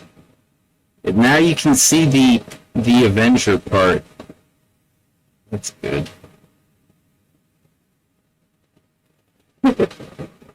You know, I didn't make that animation in a day. I made the logo in a day. But the animation took about a week. Learning about the X and Y and Z coordinates before I'd taken anything like anything better than an arithmetic math class, that was a difficult thing to wrap my head around. It took me a whole week. The concept of three-dimensional space. This is ridiculous. I'm so ridiculous. Hey, anybody need a mouse ball? I'm just kidding, I need that one. This is actually my Mario Paint mouse ball. This is gigantic. Most people would say, like most old school computer users might see this and go, that's not a mouse ball. That's a jawbreaker. Right. Sorry, my friend, that is a mouse ball. It's from my Mario. Biggest mouse ball I've ever seen in diameter. Circumference, man, it's the biggest freaking mouse ball I've ever seen. True talk. How do you know I'm telling the truth? Well, that's the little tab that comes off the mouse ball on the bottom of the mouse, the Super Mario mouse. Like, the way it works is, alright folks, you got your Mario Paint mouse, like this, and then you take your little cap, this cap, and you put it basically in the bottom of the thing. Of course it don't work right because I don't have the little wheel, like, that goes in the middle, but it is like, that's your trapdoor. your mouse trapdoor wheel that allows you to take the ball out and clean it, and also perhaps clean the rollers that it goes up against, and try to maneuver your cursor on your desktop computer. Yeah, man. Exactly what it does. Until they came up with the optical mouses that everybody uses now. Those are great. 1, 2, 3, 4, 5.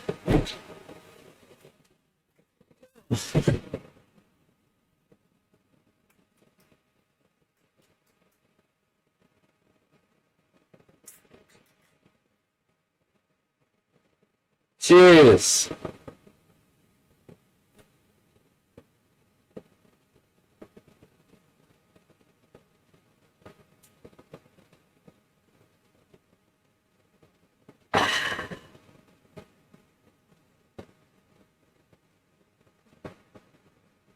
A toast. To the whiz kids of the world. To the whiz kids! Yeah!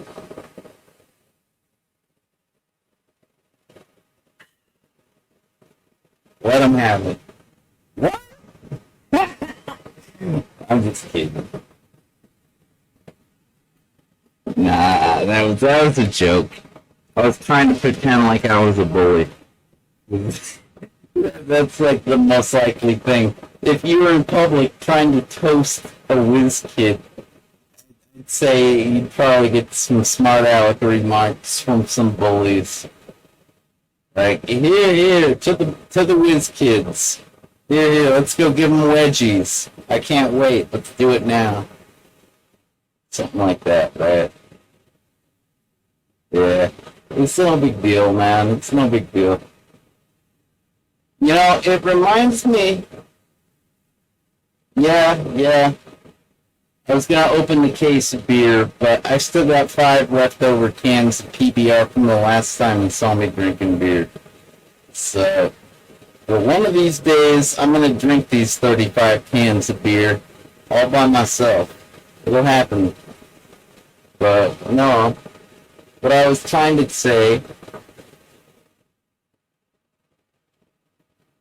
with regards to the whiz kids and such,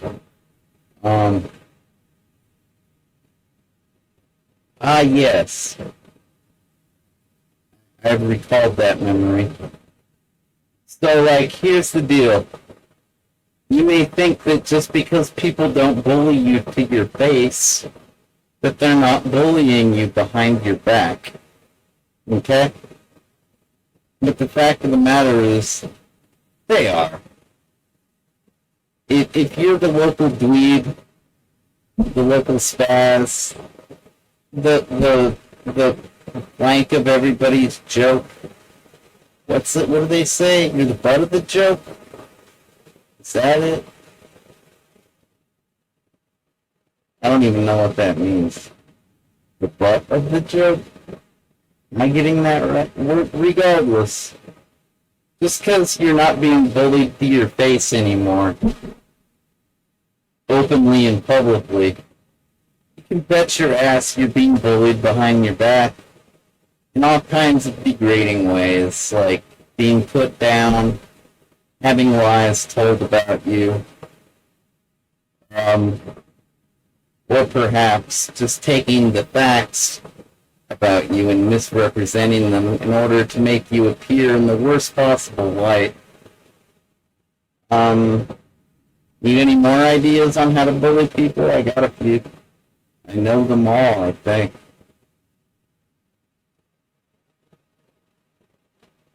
Real experience. And so what? Yeah, it reminds me of when I got my first job.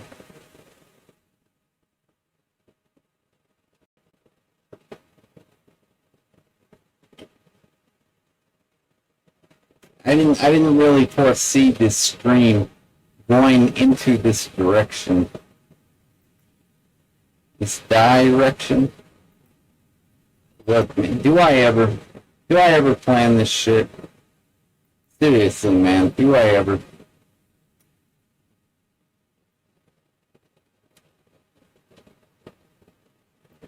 Regardless of plans or anything else like that, I feel like this is a good lead up into that one video I posted that one time where I showed you guys where I worked. I'm going to try to prove a point about being prejudiced against, like a little kid that's being bullied, yeah?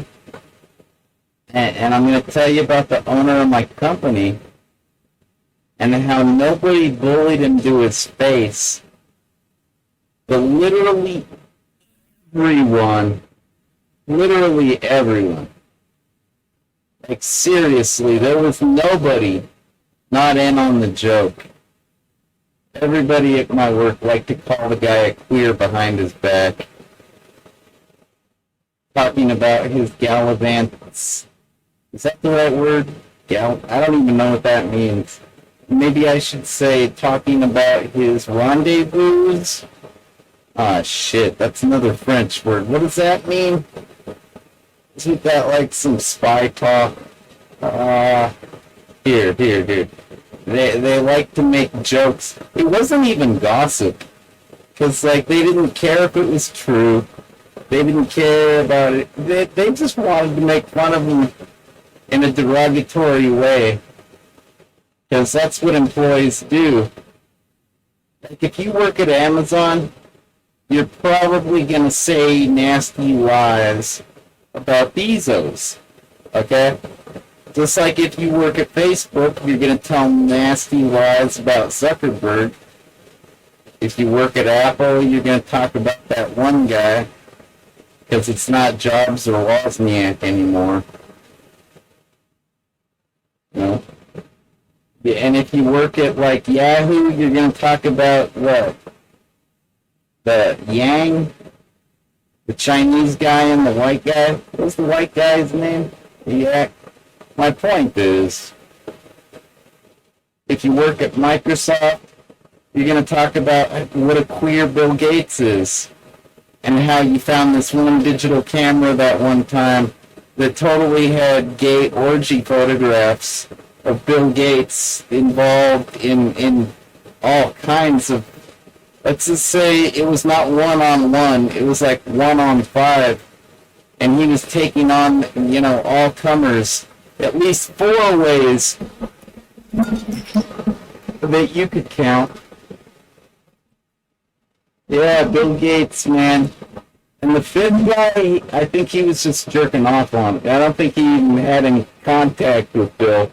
But yeah, Bill Gates, he's taking on 4 guys at once, and the 5th one was, yeah, he got it, yeah. That's the kind of things that employees say about their bosses in order to bear the workday. And, you know, I could be wrong. But I'll bet even if everybody's totally square now, totally square,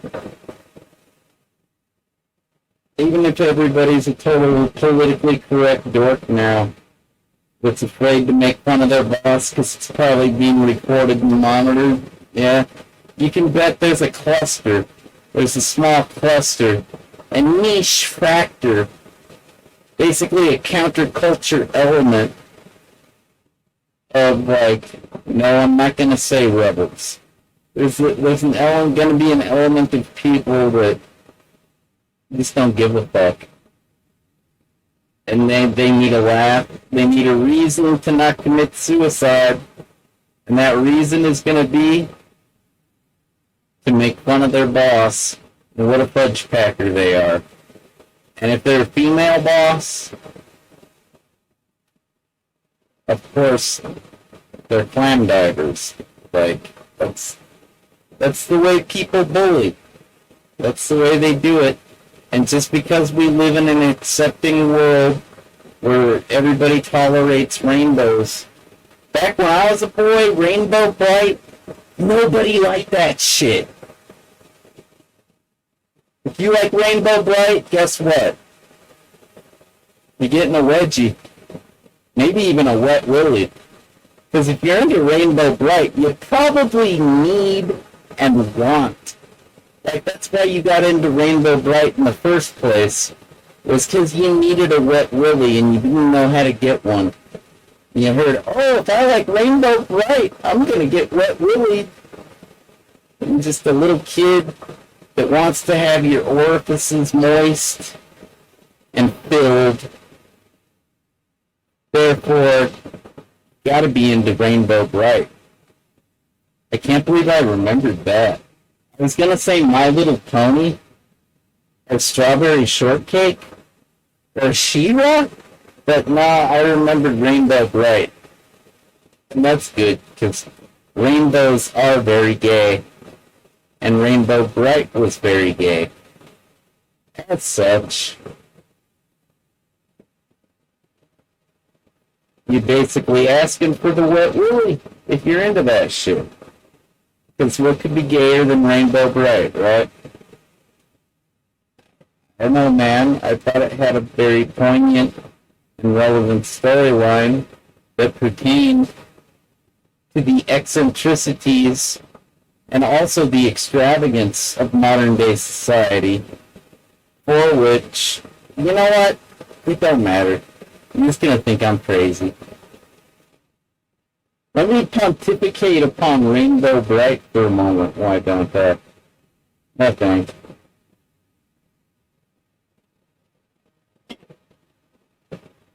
And so I'm gonna play a video.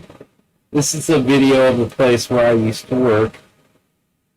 I posted this. I made this a while ago. Okay? But like, just in case you've never seen it, right? In case you've never seen it, I should play it for you for context and so you're not left out of the conversation. So if you have seen this before, I'll bet you don't have it photographically memorized, you fuck. Why don't you suck my dick, asshole? Why don't you fuck off? And those are all terms of phrases, because I literally don't want anybody to suck my dick. And I could literally give a fuck if you fuck off or not. But those are the sentiment with regards to, if you think you've watched my videos once and you've gotten enough out of it, well, perhaps it's time to revisit. Because most people watch videos that they like, videos that they enjoy, or, wait for it, their entire life, their lifetime. If you are a fan of something for your entire lifetime, you tend to experience it more than once, right?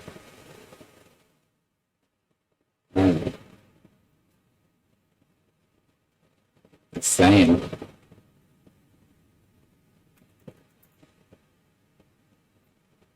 So here it comes. You know what? I think I'm gonna have to download this because I don't think I have the. Oh wait, maybe I have the audio capability. Yeah, here I'm gonna mute myself. Let's see if we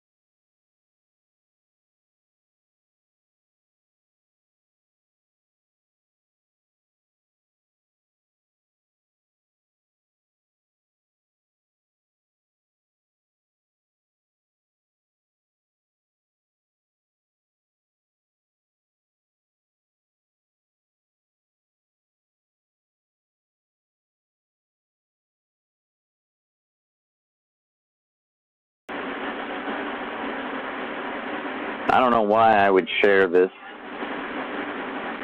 Whether I'm sharing it with myself and no one else, or sharing it with the world, you know, whatever, man. It's my life. If I don't share it now, it'll be like I never lived it, right? I guess. That's one way to look at it. For sure.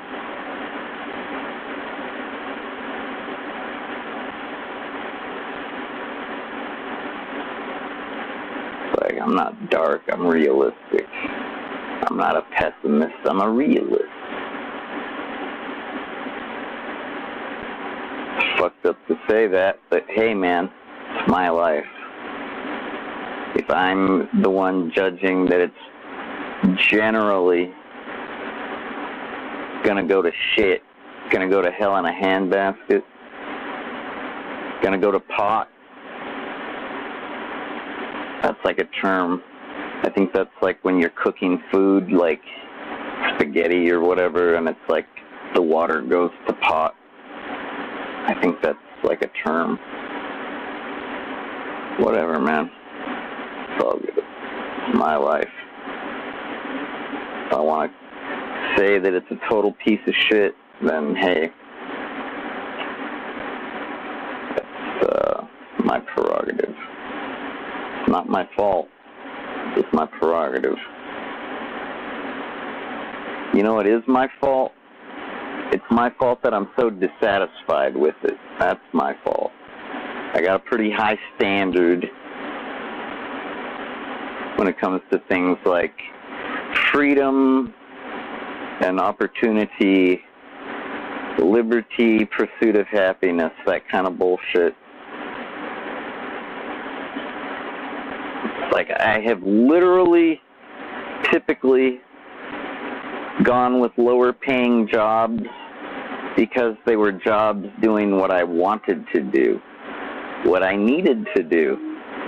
It's like I have foregone the higher paying work, you know, just because, hey man, I don't want to do that work. I'd rather work for peanuts as long as it's the work I do want to do, you know. A lot of people would say, that's stupid, JJ, because all you got to do is work that other job, make all that money, and then you could, like, maybe start your own business, or you could, like, invest in some equipment and some employees and, like, blah, blah, blah. And that's when I go, you really give me too much credit to think I'm going to be capable of doing any of those things you just said. But, hey, thanks. I'll take it as a compliment. You know what I mean? That's not going to happen. But I know, I see what they're getting at.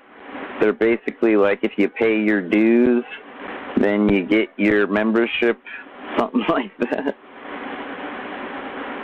Yeah. You know, some people just wind up paying dues their whole life and never getting, you know, their membership. That's what dues are. You join a club, and you pay your annual dues, right? That's what that references to. I'm paying my dues. And it's a doozy. Ho-ho. Paying your dues is a doozy. That's clever. I like that. I mean, no, I don't like paying my dues for my whole life and never getting anything out of them. But hey, I do like that analogy. It makes sense.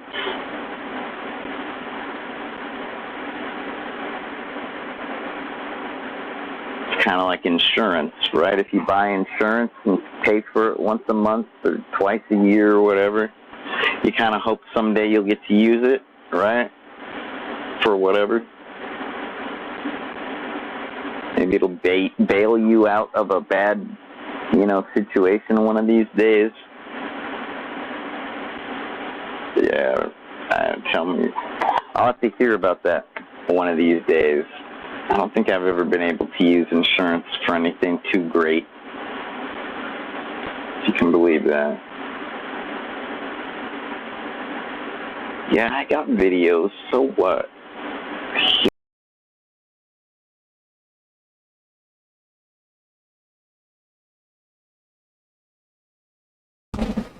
Hello, testing.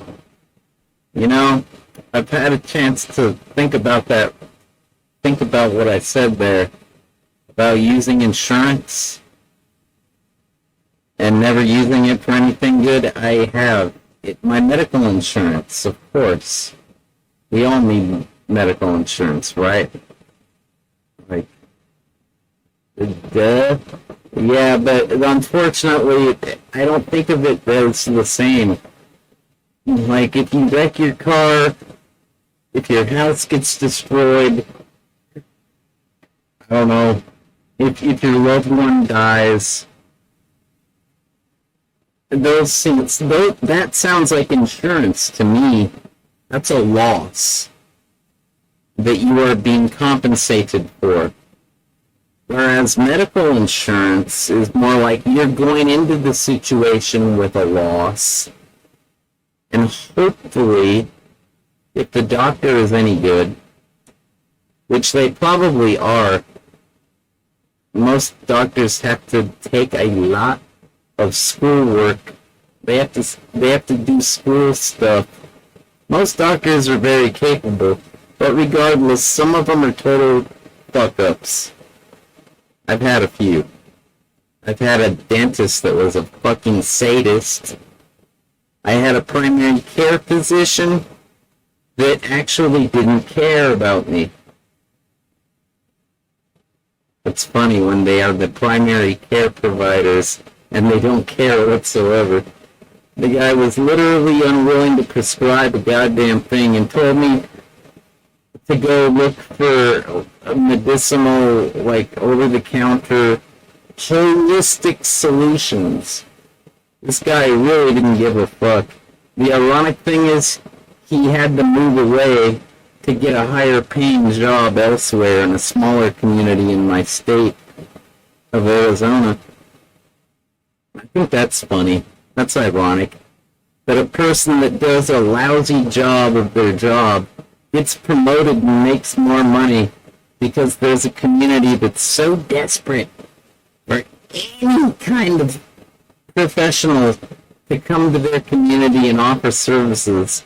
They're willing to totally provide more money because they don't have enough professionals. And this motherfucker ain't even a professional. He's literally a phony. Granted, that's actually a smart thing to do in the professional capacity of being a primary care physician, because the less care that you provide, the less things you can get in trouble for. It's true. If you're not 100%, if you're not 100% confident in your ability to be a healer of people, or even a veterinary doctor, a healer of animals, if you're not 100% confident in your ability to do that, well, then you shouldn't do it. I'm sorry if you wasted money on law school. I wasted money on a lot of dreams that never came true. So if you're a shit doctor, resign and become a bagger at your grocery store or something. How about a naked dancer at your local bar that has naked dancers? Okay?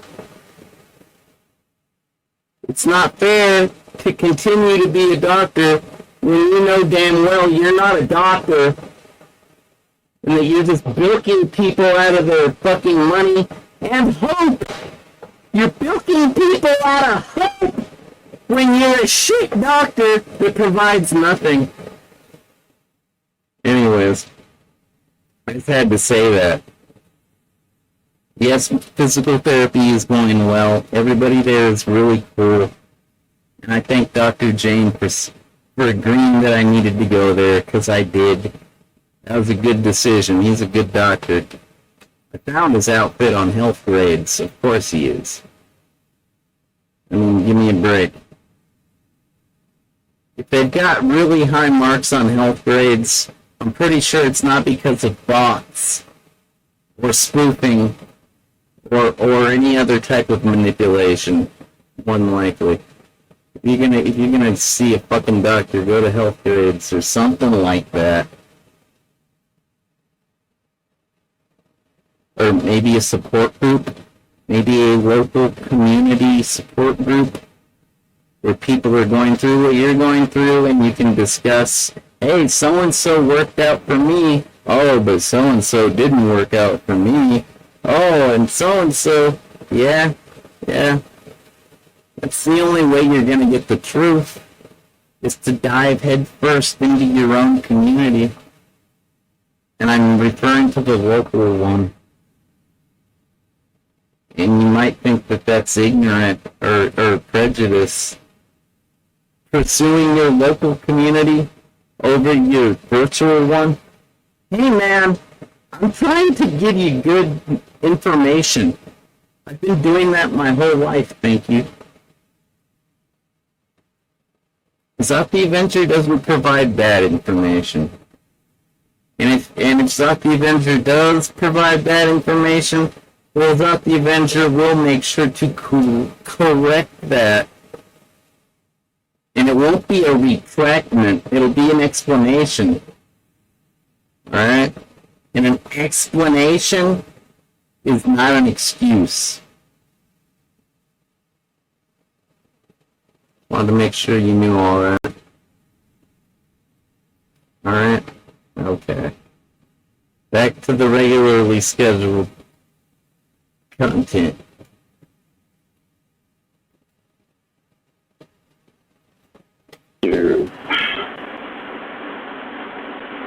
I got this. I got this. I got this. You are the one to abuse. I got this. I got this. I got this.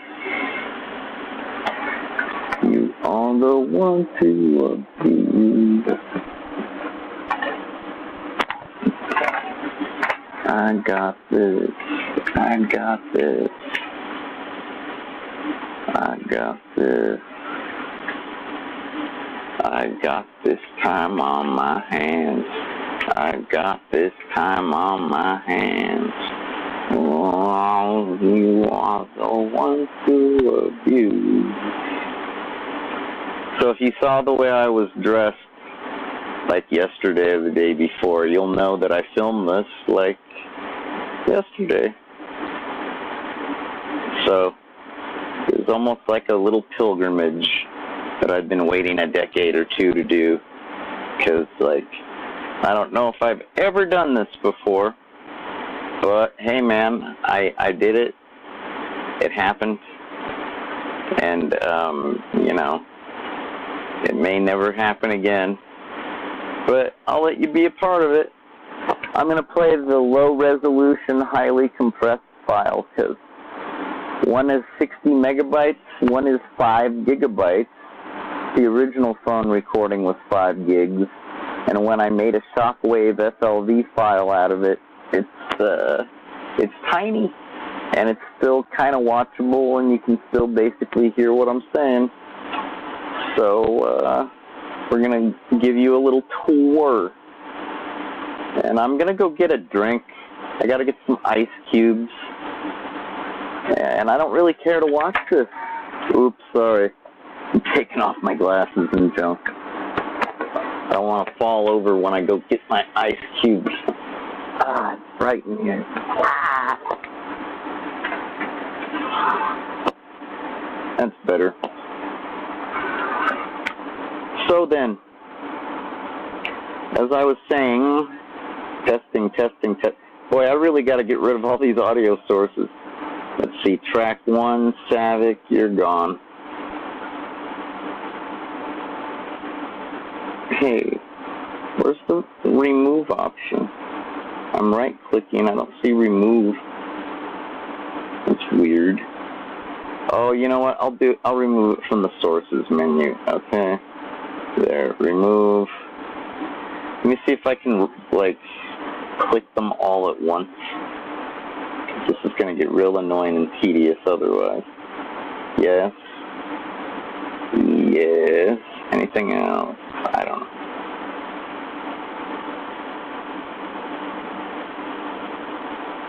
Removed.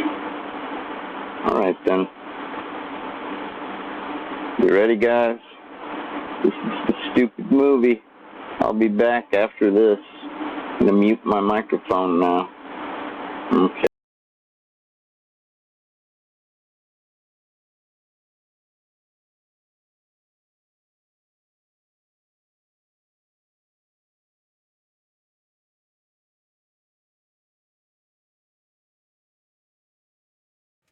It's coming up here.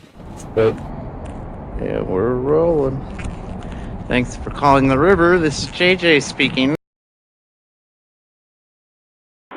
Hey, yo, sorry. I didn't realize I was gonna have to set it up. First of all, it needs to rotate. It's true, it does. Can't watch it like that. It'll suck. You'd be cocking your head to the side the whole time. No way to watch that. You understand? I'm dead serious. Why can't I get the transform menu? What's going on? Doesn't make any sense. Oh, I gotta hit the stop button. I only paused it. My bad.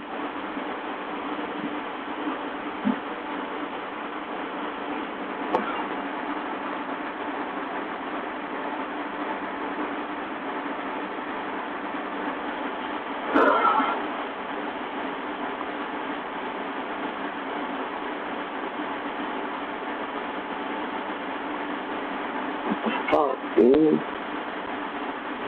I swear, on Windows I would be doing this in the transform menu, I'm pretty sure.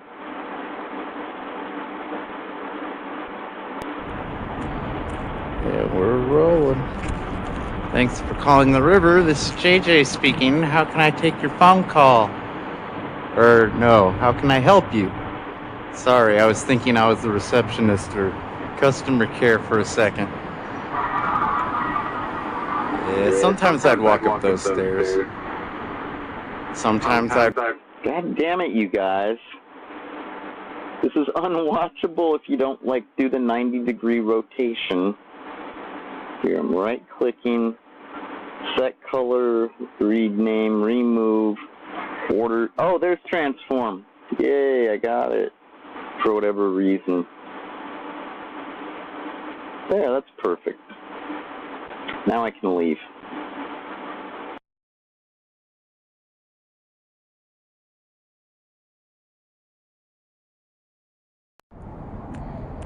Yeah, we're rolling. Thanks for calling the river. This is JJ speaking. How can I take your phone call?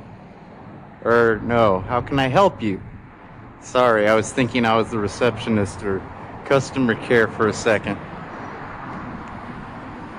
Yeah, sometimes I'd walk up those stairs. Sometimes I'd walk straight through to the back and then walk up the back stairs. But then when I became a developer, then I went into that building. That's where the business services group was. And then when development moved upstairs to about that building right there. Yeah, there weren't any windows or nothing, but then it was kind of like back to being on the tech floor in terms of location. But I worked in that building for at least a good, I don't know. Probably 5 months. I don't know.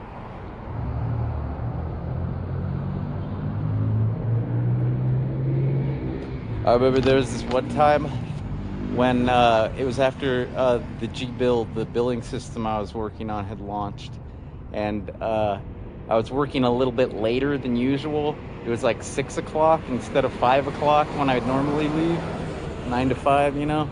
And we had these high back chairs. It's like a typical, computer swivel desk chair, high back, good back support and neck support, springs so you could kind of recline a little bit but usually your feet were planted firm on the ground and you weren't going to be reclining. So I'm working at the Dell, like, you know, hacking at the code, and then I just kind of like leaned my head back against the chair with my hands on the keyboard, just like passed out. And then Tyson, the webmaster, came in and he's like, "Hey bro, you look like you're done. Why don't you go catch the bus home?" He lived over at the Tiburon when I was living at the Julian Drew, so I think we rode the bus together that day. Yeah, those good times. I remember this one time up there on the tech floor before I got promoted to development. There was like whatchamacallit, there's like a snack room, like a break room there, and like I used to pull all kinds of hijinks in there. There was a soda machine that was one of the turnstile ones, you know, like that has like a big spring. Usually potato chip bags come off of those springs, but this one was refrigerated so it could have soft drinks. Anyways, I figured out this technique. I suppose you could call it a hack if you wanna. I just called it my free soda technique, where I would put like enough money in to get one soda, and then I'd turn it halfway, so that way the soda was almost about to come out, right? And then I'd reach my hand up and pull it out manually, and then another soda would come rolling down into its place, and I could take that one out manually and empty out the whole Miami row. Heat, Portland Sometimes I would do Trailblazers. that to the Oh entire hell yeah! If I just I'm felt rooting like for the getting out, Heat. if I didn't have any Fuck soda at Portland. home, That place is full of schizos, man. It's weird. The It guy can that stay ran the weird machine, for Tom all I Featherston, care. he worked in the BSG. He was kind of like a business relations kind of guy, kind of a manager type. And I think that's what he did. You know, I didn't work too closely with the BSG people, but I talked to them every day. They were good people for the most part. Real business oriented, which isn't my favorite topic, but they could talk about other things, thank God. Anyways, sometimes that dude would come to like empty out or get all the money out of the machine, you know, and he'd like have his keys, you know, his tubular lock key, and he'd be like, "What the hell? This can't be right." He'd be like muttering to himself, "This is empty, and there's only like this can't be right." And like, I taught a few of my closer friends, like the ones that I got hired here. Like, we used to meet down the street at the Barnes & Noble for 2600 meetings, right? I taught them how to do the technique. And if I was hitting up a row of sodas, because, you know, if you're going to steal one soda, you might as well steal the whole fucking row. That's usually I didn't, it isn't like a daily thing, you know. It was usually when I was hard up. You know, if I showed up first thing and I had an 8-hour shift and I knew I was going to be getting thirsty, then I'd go to Lucky Wishbone and get a cup of ice, you know, 'cause they'd get warm after a while. And yeah, if I'm like emptying out a row and one of my bros is like emptying out a row, and then like, you know, sometimes we'd be nice and hook everybody up with a Lady Gaga! around. No way! I gotta look that shit! Have a soda on me. Nah, you just look thirsty. You sound hoarse. You gotta sound your best for the customers, right? Sister Act! Isn't that like Katy Perry's favorite movie of all I was time? so bored, Man, and I was so. oh my god, you're so gay. Because I was having personal problems. Need I say more? You're so gay. Exactly what was going on, but I was so bored. I took a compact disc because, you know, we had like software. We had floppy disks at first in the late 90s, and there was also a CD-ROM that we got more of in stock.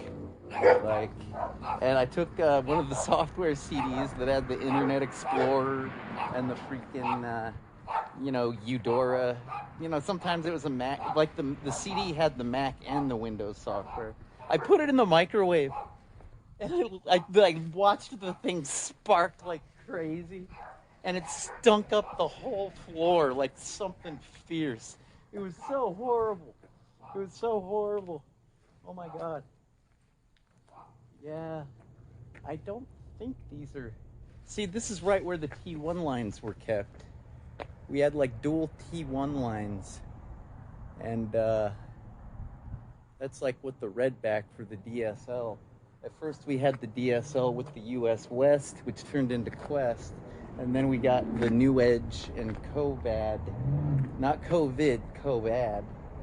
New Edge DSL, Covad DSL, and the Quest. But the Quest, you had to live close to the switching station. Like if you lived more than just a few thousand feet away from your neighborhood switch box, you couldn't get the ADSL, the asynchronous. The Covad, they had synchronous DSL, asynchronous DSL, iDSL, which was like an ISDN version of the digital subscriber line. So it basically was DSL that ran over an ISDN line, if you can imagine such a thing. And yeah, it was something else, man. And there were varying speeds, of course. So you could get the ADSL, but there was like a tier that was slightly better, you know. And then there was like the business class. And yeah, right here, I think were the tin cans, you know, the T1s, man. And maybe those are the T1s. I seem to remember them bigger, though. You know what I mean? Seriously, man. I'd like pull in my cargo van and park like in this, like wherever I could. Some mornings it was so cold, my hands and teeth would be chattering. Oh wow, they built the place up. See, I used to come down those stairs, and that's where I'd smoke my cigarettes. Yeah, that glass door, that's where the stairs used to be. It's like they just took them and just shifted them over. That's interesting. Yeah, and then that area, that always existed. That's where I'd go and smoke joints sometimes. Back when they were like highly illegal. Yeah. And then people would be like, damn, JJ, you smell good. Did you bring me any? I'd just be like, oh, sorry.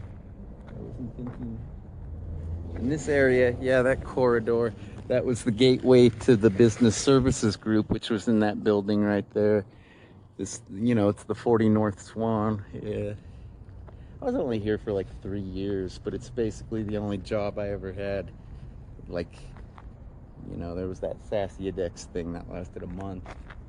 Those fucks. Yeah, I got like, I was just telling you about the business services. So sometimes I'd smoke at the bottom of the stairs. You see there was a round table right there. So if I felt like sitting, that's where I'd sit down and have a Camel, like a Turkish Gold, or like a freaking Winston. Or maybe I was bumming a smoke like an American Spirit, stuff like that. And other times, like early in the morning when I first showed up, I'd go all the way down to the end of that, you know, the corner of that building, the business services, because like that's where the developers hung out. People like Patrick O'Brien. He came to a 2600 meeting before he started working here. So like I got a dude hired here, and that dude got Patrick hired here. And Patrick ended up with the developer job that I wanted. He worked he was working on like web pages, doing like the ASP, the active server pages that were, you know, driven by like, you know, they had like a Microsoft SQL database backend, and like it was the kind of work I didn't want to do. I would have like slit my wrist. You know, I really don't want to make like, I never wanted to make beautiful web pages to make sales for businesses. I just don't.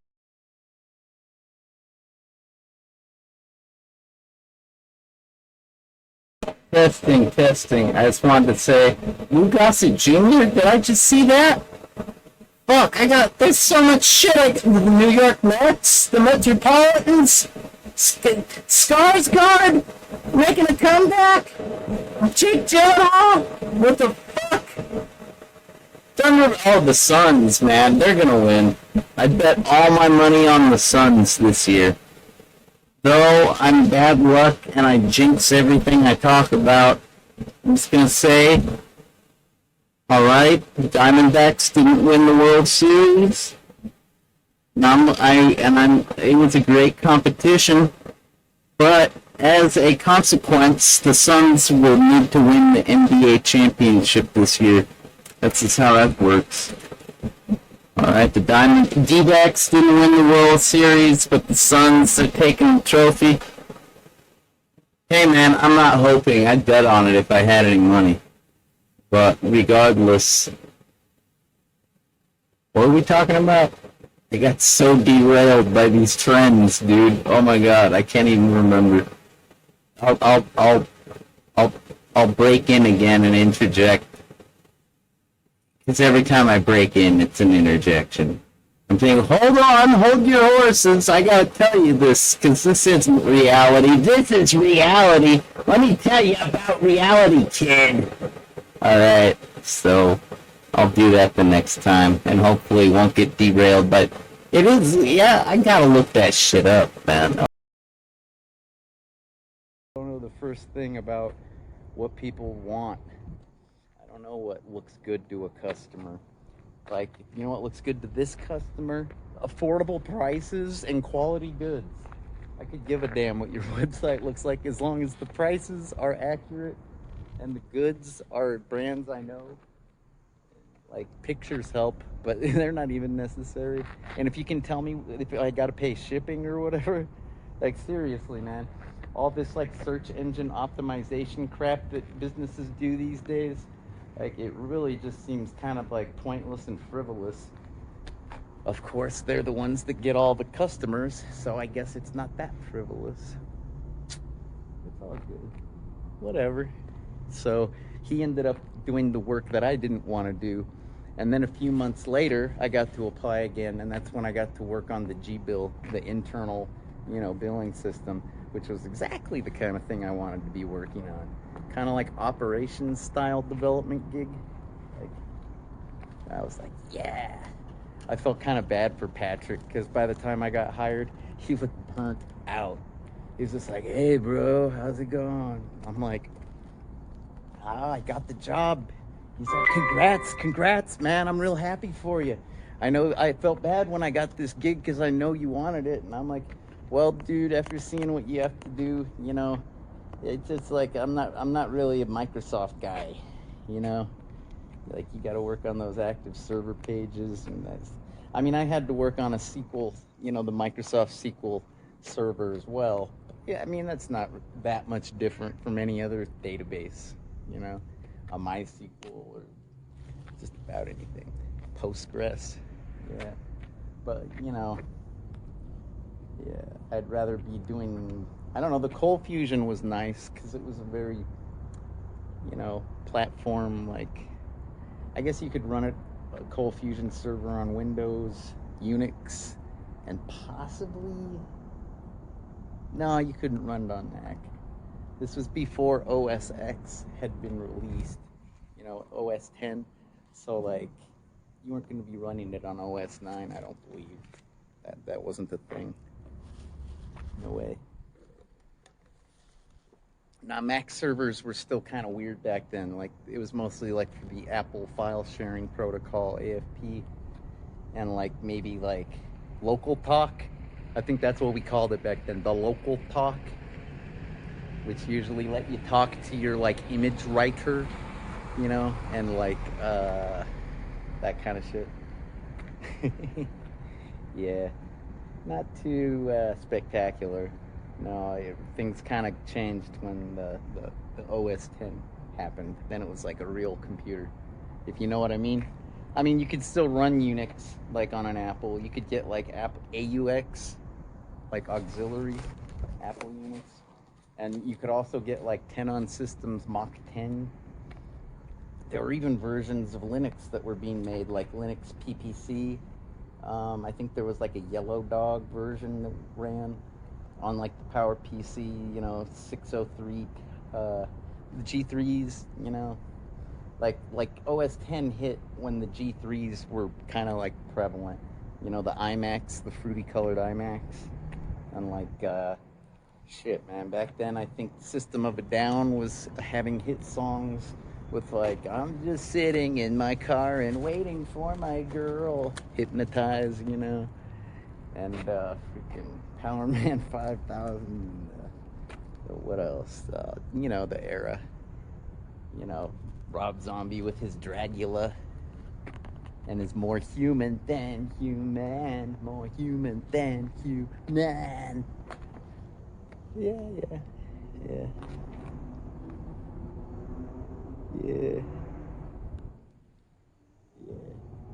I remember this one time, you know, that area that I was talking about up there where the tech support is, right? And like where that snack room is, like that door, there was a door up there. They patched it over, but like when you'd walk down the hallway, there was like a bathroom to the immediate right, and then you walk a little further, and then there was the human resources office on the left, and then a little bit more, and then to the left there was a small room where like the salespeople worked, and like I guess sometimes they did billing in there as well. It's mostly a sales room from what I recall. And then there was the break room, and directly across from that was the tech support floor, which is kind of like two rooms, you know. Well, at first it was one big room, and then they added a second room, you know, and that's when they, you know, they were getting a lot of calls once they got the DSL. You know, they got a lot more customers when they got the high-speed service to provide, because, you know, when I started it was just dial-up. Well, it was just dial-up, but the quest happened practically the same month I got hired, I believe. Or, you know, the sales picked up because, like, they extended the distance. It was like 1,000 feet away from the switching office, or switching box at first, and then it got lengthened to like 2,500 feet. Like, you had to be really close to that box. Like, less than a mile, obviously. But there was a door that led to the server room, and I worked there for a while, and I didn't really know what was on the other side of that door. Like, sometimes I'd be sitting right next to it. Like, I think the very first day I worked there, I was at the terminal. I sat at a cubicle all by myself because I'm shy and I didn't know anybody. So you know, a lot of the cubicles were like rows, you know, right next to each other, but there were like two that were like kind of singular if you wanted to be a lone ranger or if you showed up late and that was all that was available. And like, I didn't know. And then like one day I got to go in there and hang out, and I was like, this is fucking rad. This is like a space shuttle up in here and shit. They had the KVMs, the rack mountables, you know, the air conditioning was always blasting full blast, you know, like, and it was pretty much one wall of tech. So like you had one wall where there was like nothing, maybe like a chair, and then yeah, one wall where there's just like rows and rows and rows of servers. And I think they had stickers, like labels that said the name, like the domain name, the subdomain. Like you'd see one that said Pantano, and then you'd see another one that said Styx, like the river in hell, the Styx River. And then there was the Nile, because they had like a river theme. They were like the Well, but more rapid. You get it? Because like the Well in San Francisco, it just sits there. It's just a well of information. But the river is rapid. So I thought Styx was kind of a really cool name. That was the server that G-Bill ran on. So I spent the majority of my time in hell. Logged into hell. Isn't that a metaphor? Anyhow. But yeah, that server room. One time I fell asleep in the server room too, if you can believe that. And I woke up all and I was like chilled to the bone. I was like, I gotta go smoke a cigarette. Oh, I'm so cold. Ghost? No, I'm just shivering. Yeah. And then on my lunch breaks, I'd walk across the street and hang out at Guitar Center for an hour and play on the bass guitars. Sometimes I didn't get lunch at all. I'd just go play bass as often as I could. Didn't play 6-string. I mean, like, I did. I had my Stratocaster, but I was just really into bass back then. I was still touring with the Task Force, so yeah. That building used to say SunQuest. SunQuest was a medical software maker. And then further down the road, where that tall building that says 5151 is, there's a smaller building, and that's where the AOL, America Online Call Center, was. And that's where most of these geeks came from. You know, like if you had a tech support job with computers and stuff in this town, you had either worked at the Keen Call Center, which was from Microsoft, or you worked at the AOL Call Center, which was, you know, for the America Online customers. And nobody was ever too happy to have either of those gigs. Everybody was really happy to work at that place, that Rapid River. They were like, oh, this place is heaven compared to AOL and Keen, man. This is just like a godsend. I really need this job, blah, blah, blah. And meanwhile, I'm just like, yeah, it's my first job. It's okay. I'm getting kind of burnt out on it. You know, I'm going to school to be a programmer, you know, systems analyst. Like, tech support is not my dream job. And they're like, oh, wow, you must be pretty smart, huh? Cool.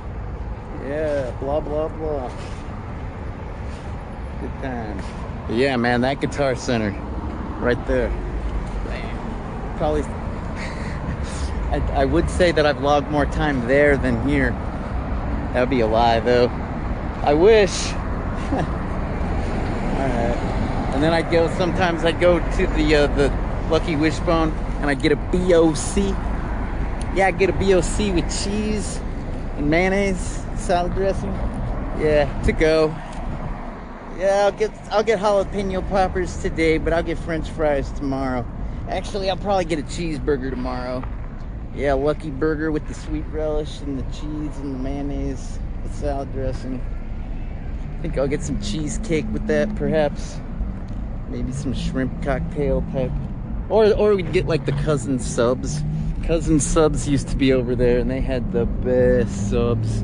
I was always getting like the pizza sub with like pepperoni. Of course, sometimes we'd get Mongelli's from downtown. That's where Chris Duncan worked. And I think Ray Daniels was working there too. Like from Room, that band. Those guys that hang out with Marty Catola from the Forbidden Zone. And like Chris did the Scooby-Dooby's fart salad. Pronounced Scooby-Doby, because it was written down weird on the facilitator form. Or the Cablecast form, you know what I mean. Yeah. Cousin Subs, Mongelli's. The Yucky Wishbone, that's what a lot of people called this place. I don't know, man. It was like, I never thought it was that bad. I mean, the menu is what the menu is. It's mostly fried meat.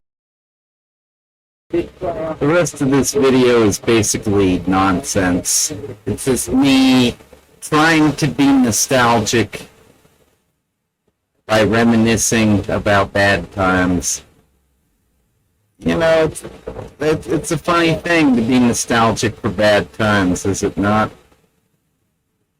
It's probably somebody trying to fit in. If they're being nostalgic over bad times, it's just some poor sucker that had a shitty life trying to be nostalgic to fit in. Oh, what does this guy have to say? And I forgot about this. I just wanted to talk about Clyde Drexler and the Portland Trailblazers, but I guess we gotta talk about this, because I gotta know what this guy's talking about. Back from that little video interlude. What do you think? Did I produce it well? Did I star in it well? Did I live my life well? Tell me, what do you think? What did you just say to me?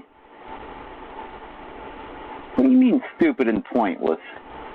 Those stories weren't stupid and pointless. That's my life. My life is not stupid and pointless, thank you very much. I mean, look, I know a lot of those stories had to do with me falling asleep at work.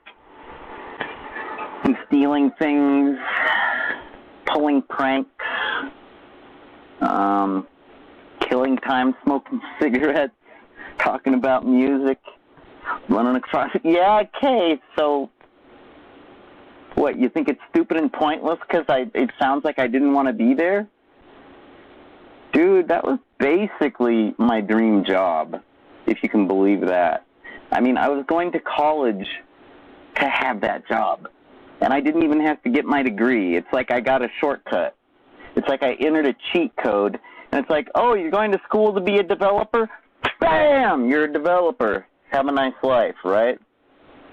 So it's not stupid and pointless. That's not the right words. It's more like, I don't know, it's more like sad and hopeless. That's more accurate.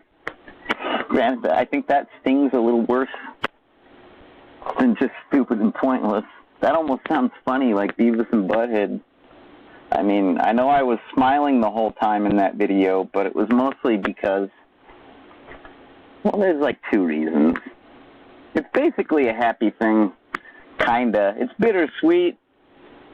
Yeah, I don't really want to go into the history of anything, but let me tell you what it was like, what it felt like, okay? It's like I felt like an important big man that got Employee of the Month more than once, and also, you know, that's, everybody was very grateful to me because I worked on the billing system, and if they had a bug to report, or if they wanted to request a feature to implement, I got this shit done. And everybody was like, high five! I'd be walking down the hallway just like, okay, so if we iterate the function, at least like, here, it'll be it. I'm like thinking about the code on the way out to smoke a cigarette, and people are like, JJ, high five! I'm like, hi! What's this? What's this for? Dude, you fixed it! Thank you! Did you get my email? Oh, I haven't checked. I'm sorry. I'm working on this problem. I think I got it, but I just want to ruminate on it while I'm smoking a cigarette because got to get away from the computer every once in a while, you know, to really get your logic going, you know. If you rely on the computer for your logic, you're never going to be logical, right? We didn't have AI back then. So, yeah, it's not a bad thing to reminisce about being a big man that everybody loved, and I was like a champion. But at the same time, okay, yeah, I didn't want to be there. I just can't conform to a schedule. It's really difficult for me. It always has been. You guys know I'm learning disabled. It's like I'm gifted learning disabled. You know what that means? I didn't know what that means. It took me a long time to understand what I was. Basically, I don't learn my lesson. It's like, you know when bullies bully you to teach you a lesson? Yeah, when life bullies me, I don't learn my lesson. I just stayed the way I am, all fucked up. And then life just beats me up some more. It's like as if it's a Korn song, you know, and life's gotta always be fucking with me. Can't it just chill and let me be free? You know, but it don't.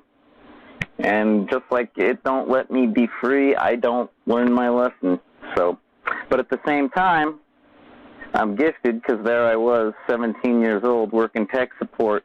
By 18, I'd climbed the corporate ladder and started doing the job I really wanted to do, the development in a nice network environment, you know. It was totally badass.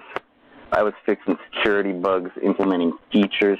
Like, you can see the GBill code on my GitHub. It's one of the many things. And, like, that is a backup copy that I found on a CD-ROM that I burned, like, early on in the project. And by the time they laid me off, man, all that code that's on GitHub was totally streamlined, commented, functional as fuck. Like, I had, like, totally debugged the hell out of it, you know? When you're a programmer, there's always, like, you always got to catch things. You really do. Otherwise, you're just going to be fixing bugs all the time. It's like if you got to make sure that, you know, your files, you know, are that they're looking in the right place, and you got to make like the right backup kind of like contingencies, you could say, that, you know, if the file isn't there, the program's not going to crash and go blah and barf all over the freaking server or whatever. It just says, oh, sorry, file not found, like it's supposed to. Yeah, well, you know, all those little things, it's just like a bunch of tedium, and it's cool. I like that tedium. I got really good at it. I had, like, copy and paste freaking notes. I knew when to copy and paste what, you know, from what script and what, like, I wasn't even, like, keeping a notebook. I would just say, oh, yeah, I could take that from this file, you know, because I was, like, zen with the code, man. I was, like, blonde, brunette, redhead, and it was more than just Cold Fusion. Like I said, it was a Microsoft SQL. It was the send expect scripts that we used to communicate with the servers.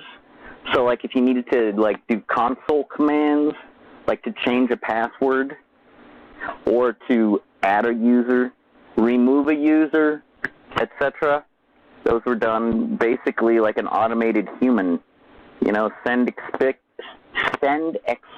is like, you know, when you connect via SSH or Telnet, whatever the case may be, you expect the console to say, you know, welcome to the system, type in your username, type in your password, and then you see your login shell, which, you know, may consist of a $sign or a hashtag looking pound symbol, and it might say the name of the system, or perhaps the variety of the Unix that you're working with. Whatever, man. Might look like a DOS prompt. Might say what version of Windows you're running, and then say C:/ whatever letter drive you're in the middle of. Exactly. You know what you're going to see, and you know what you're going to send, and that's why it's called send expect. And, you know, unless a hiccup occurs, like, you know, let's say the hard drive is full, so therefore it's not acting like normal. Instead of doing what it's supposed to do, it says, sorry, a file system is full, please make space. You have to expect that. That's like contingencies.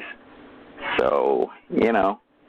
And at first I wasn't too good at that. It took me probably about like 3 months of focusing on like all of my employees.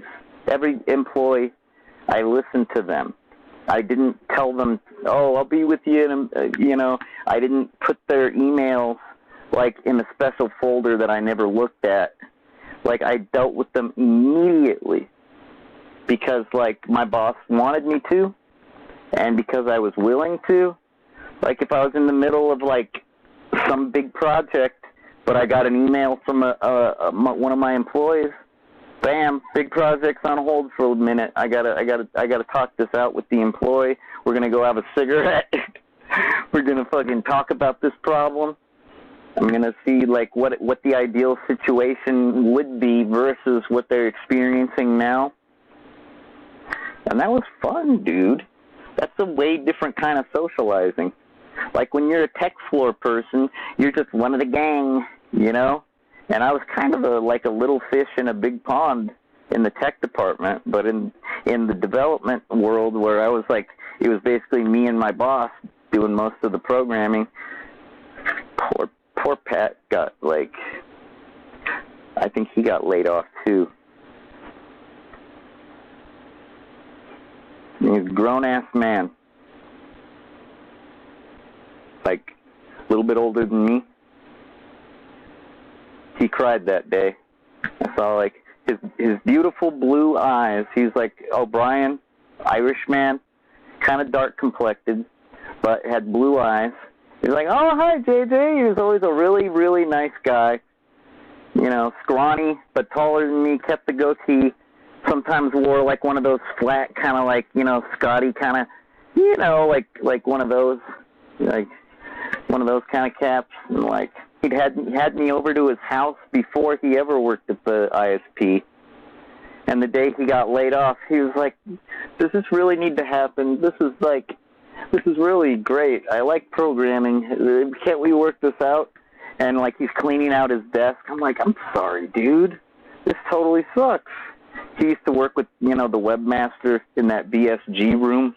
Well, and I'd be, like, upstairs working on the billing program. Because, like, it just got too crowded down there for all us developers, And at some point, they just didn't have that many customers anymore. Like, the business customers that needed the websites and crap. Like, yeah, all the programming had been done, and there were no new customers coming in. So he's, like, laid off. It sucked. And then he came back to work on the tech floor, and he was happy to have that job. And he admitted to me, he was like, I didn't see myself coming back to the tech floor, but this is great. That day I got laid off, that was like, it felt like I was getting killed or dying. It was like the end of everything. But, hey, I'm just back on the tech floor, just like always. Because he'd worked at AOL with that 2600 dude that I was telling you about. So, like, anyways, that was just kind of like, just some of the drama of what it's like to work. To be an expendable, soup is good food, makes a good meal. How does it feel to be thrown away like a piece of trash out in the cold? Yada, yada, yada. Whatever, man. That's life. Pick yourself up by the bootstraps and get yourself a new job. That's a Baron von Munchausen reference. Picking yourself up by the bootstraps. And yeah, when your code has to bootstrap in order to boot, your system, that's also a Baron von Munchausen reference. But you knew that already. Yeah, and you know why I was smiling in the whole video? That was a 20-minute video, and you must admit, I was smiling more than you'd probably seen me smile in, like, months, right? Dude, I was just thinking of, like, all the work that I didn't have to do, all the scheduled hours I never had to show up. That shit was rough. Dude, it's so worth it to just be, like, I think it's horrible being poor. It's incredibly disappointing watching, like, everything go to shit because of whatever reason. But it's like, hey, it's better than having to conform to that bullshit. It really is. It's enough to make me smile. Thinking,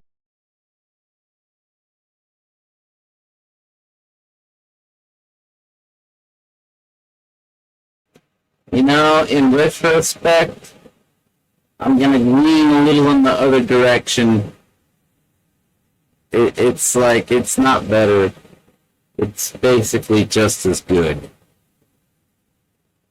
Alright, we all have compromises. We all do.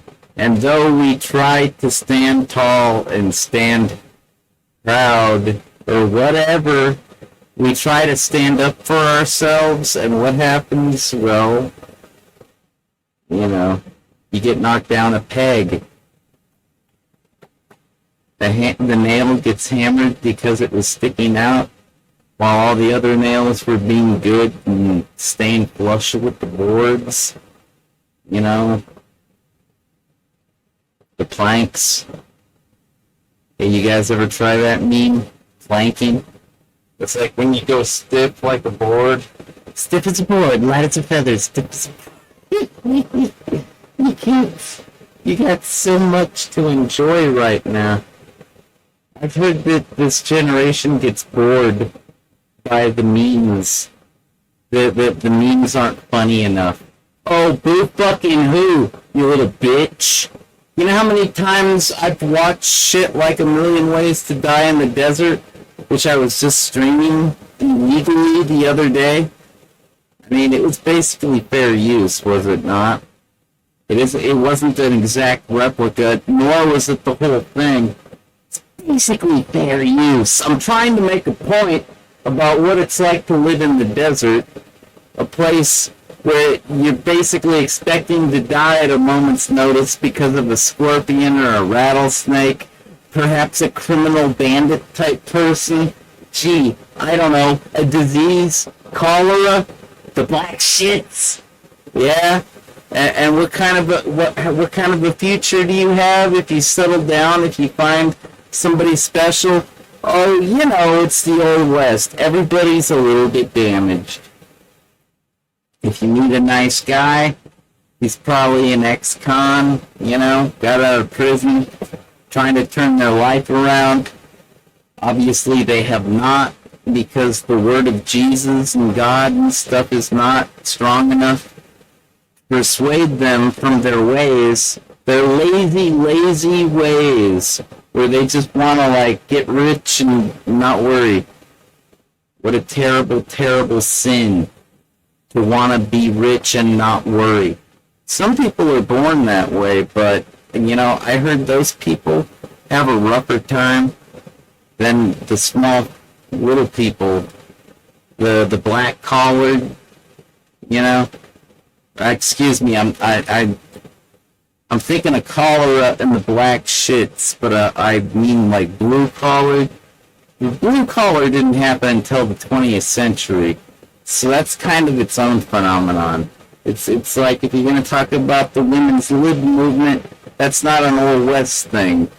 If you want to talk about women, you can talk about the teetotaling anti-alcohol movement, you know? Like, that was a common, you know, stereotype for a respectable woman of the human race. Or perhaps you've heard of the girls. I forget. I think they call them saloon girls. I just remembered that word, saloon. So, like, if you go to a saloon after you've been writing for days in the scalding, blinding heat of the sun, and then you camp out for a minute, but you hear gunfire and it spooks your horse and you gotta go catch it, and once you've done that, you're wide the fuck awake. It's like, well, so much for slumber, let's go back and get the camp.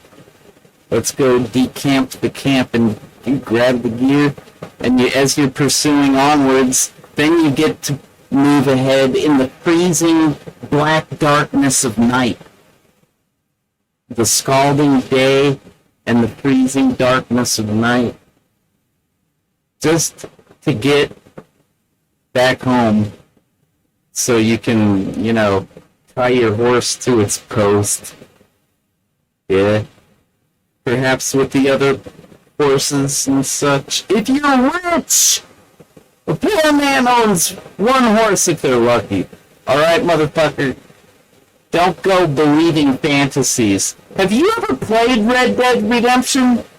Red Dead Revolver? You ever done that shit?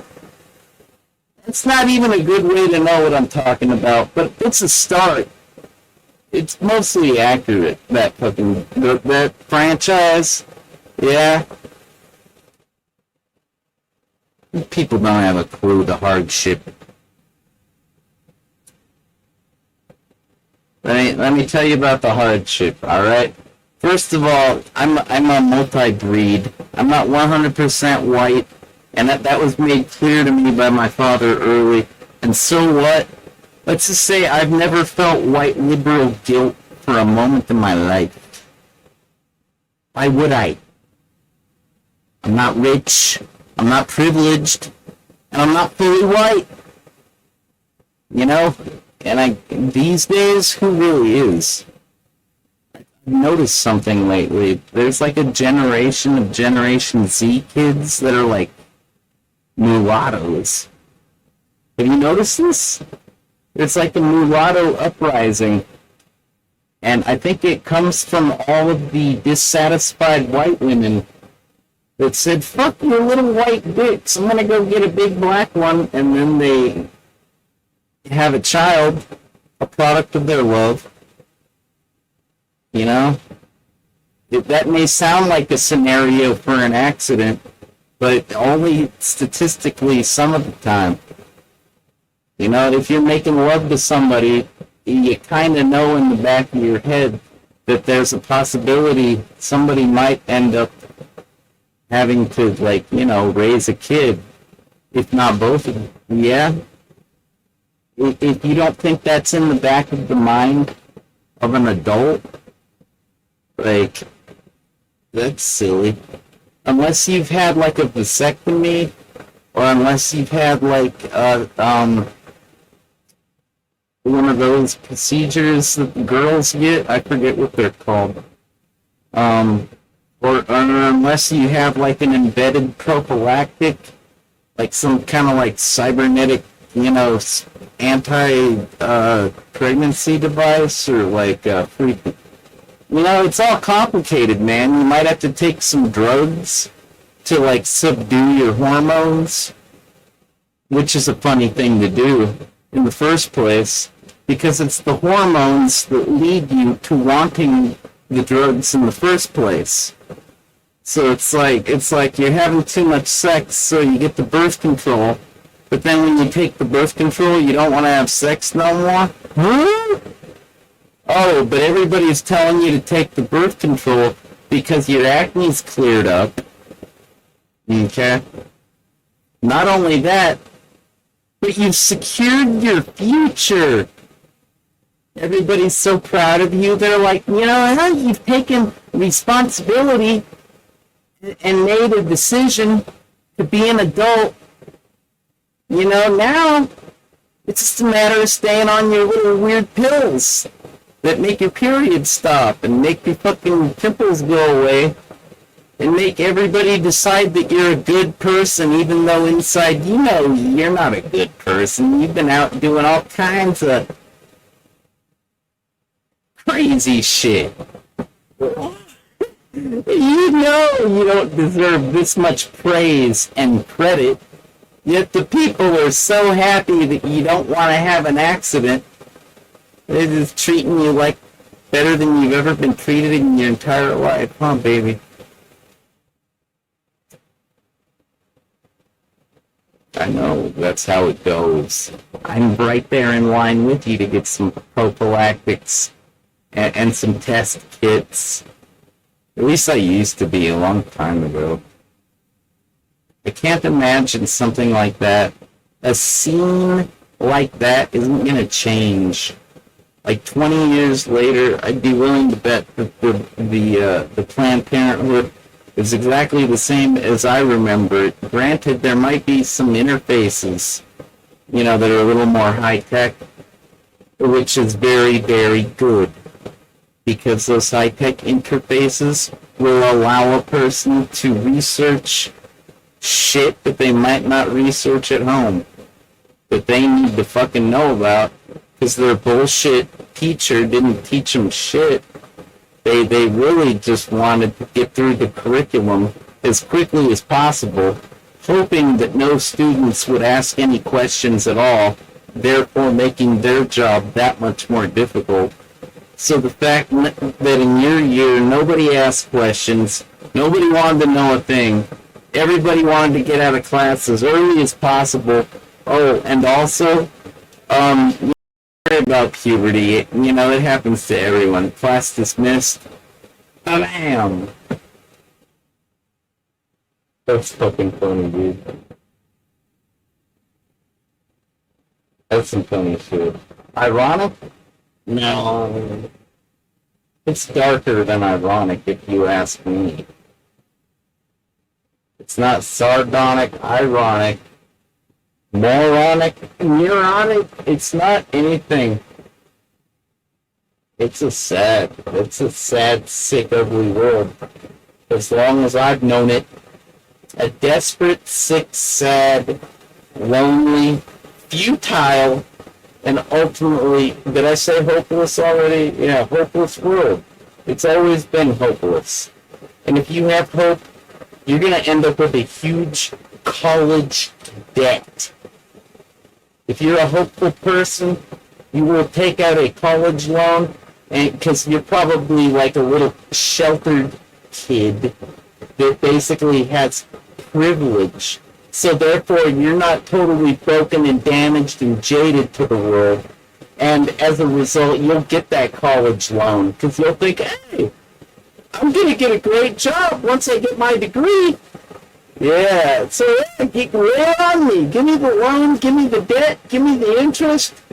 And then after your first semester, you realize this is nothing like public school. Oh my god, I can't believe it. I'm flunking. Or I'm withdrawing. Or I'm like figuring something out because I'm not getting an A. Even if I cheat, I'm not getting an A. Oh, you stupid son of a bitch. See, I got A's. I was an A student. I had a 4.0 average for... You can look it up. Still, I'm stupid. Because I'm human. And humans are susceptible to many things. Such as survival. Which consists of things like, starvation and nutrition. And also reproduction. And whatever, dude. Hey, how's about, with regards to the nutrition, how's about sustenance? How's about competition? Because if you're going to survive, you got to get a job. Oh, and if you're going to have a job, you got to be aware if there's a better opportunity available around you. Because if you're faithful, and if you are committed, and if you are loyal, if you are happy with your employer, you might miss out on the opportunity to make more money somewhere else. And that makes you, my friend, a sucker. It is a surefire way. If you turn down an opportunity to make more money, whether it be annually in a salary or hourly in a wage, if you turn that opportunity down, you're a sucker. Not only that, people are going to think you're spoiled. People are going to start to think that you come from money, that your family is well off, that you didn't ever have to work for a damn thing in your life. In fact, they'll believe that your job at this moment is nothing more than a rich kid exercise in proving themselves that they can get black collar and blue collar work on their resume.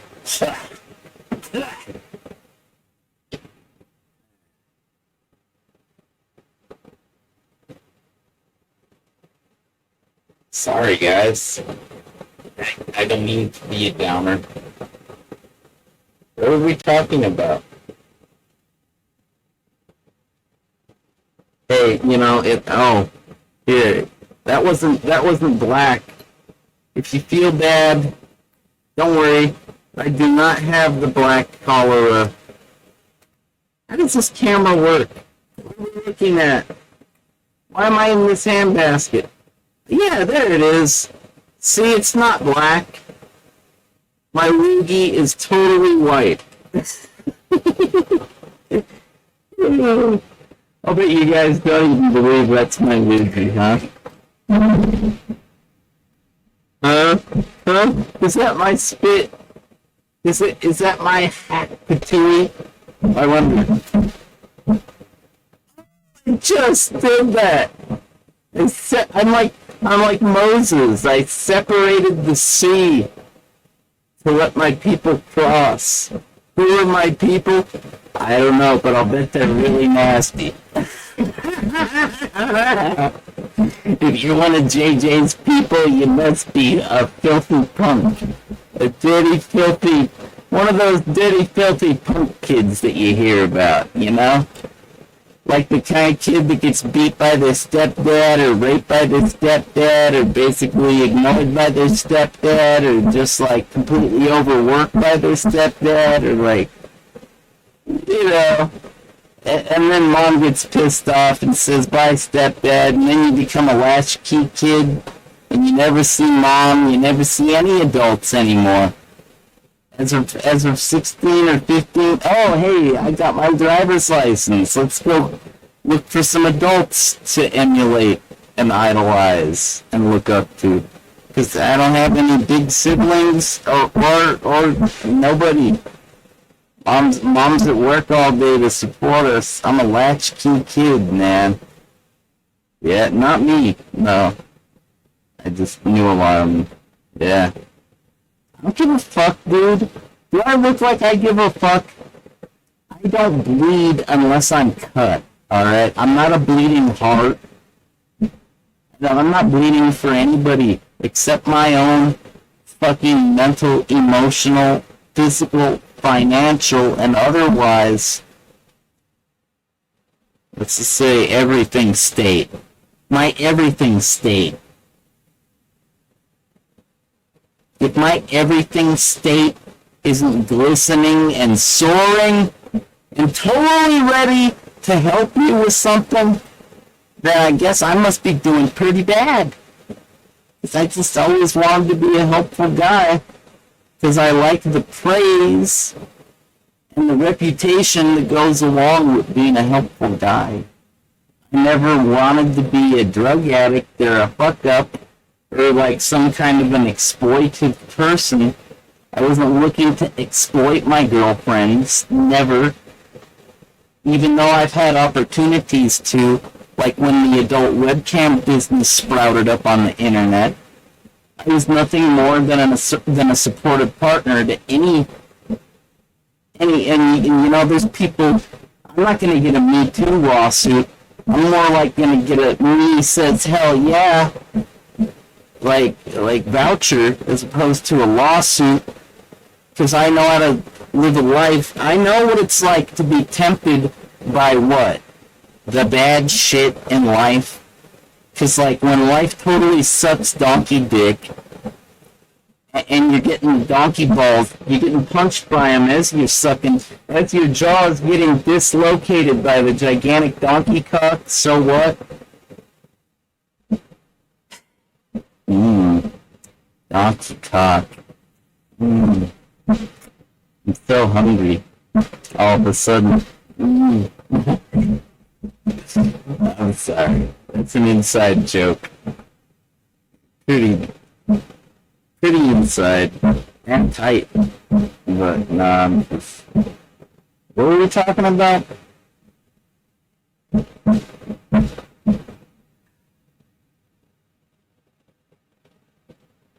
I want nothing more than for a happy utopia of a future for everyone. You know, because as far as I can tell, it's going to be a dystopia. Socially, we are progressing faster than I could have ever predicted in terms of understanding and like acceptance and otherwise just minding your own fucking business. Not being so judgy like a little fucking know-it-all hall monitor. Like, if nobody's calling the cops, is it really a crime? You know what I mean? I find it ironic that, like, in this, I'm going to say it, the C word. Here, I'll just say the P word, alright? In this post-pandemic era of ours, where many things are not as traditional as perhaps when I was your age, youngster. Yes, so what? Well, now that things are still continuing to change. They kind of started to change back around the pandemic, but now that that's officially over and we got nothing to worry about, yeah, statistically speaking, I'm serious. I know how to interpret numbers. We were trying to stay below the 5% level, because if we were to exceed that 5% infection rate, it would spread throughout the world at an exponential level and rate. It'd be fast and it would be broad. But we kept it down below 5%, even though we lost a lot of really good people, and we still have a lot of really good people suffering from the long pandemic. Okay? But, fuck, what were we talking about? Sorry, you guys. I've been smoking a lot of cannabis lately. And eating a lot, and like, I've been absorbing. My absorption rate is, people say that, right? Like, if I was to talk about turmeric, I could say that my absorption was blah blah. Or is it the turmeric's absorption? I don't know. I wish I had Tony Hawk on speed dial so I could be like, dude, what the fuck do you mean when you're talking about absorption? Are you talking about like receptors in the nervous system? Like agonists versus antagonists and etc.? Because I don't know much about anything, but I've been to erowid.org once or twice. I know about biochemistry. That's why I gave him $10 for Christmas. Made a video about it. I didn't plan on doing that when I started the video, okay? Like, who does that? Who starts a stream with the intention of showing how charitable and philanthropic they are? It's like, give me a break. Who wants to project that image, especially when you're a broke-ass N-word like me, okay? Because, seriously, if you thought I was rich, I would have to continue to front and pretend like I was, which is something I can't afford to do. So eventually you'd find out that I'm fronting and a liar, and all these rich kids would say, oh, Zot the Avenger is so blasé. No, he really seemed like he was on the cusp, on the crest of something great, but he just reverted back into his old nonsense like he always does. That's not the Avenger, living in the past. That's all he knows how to do.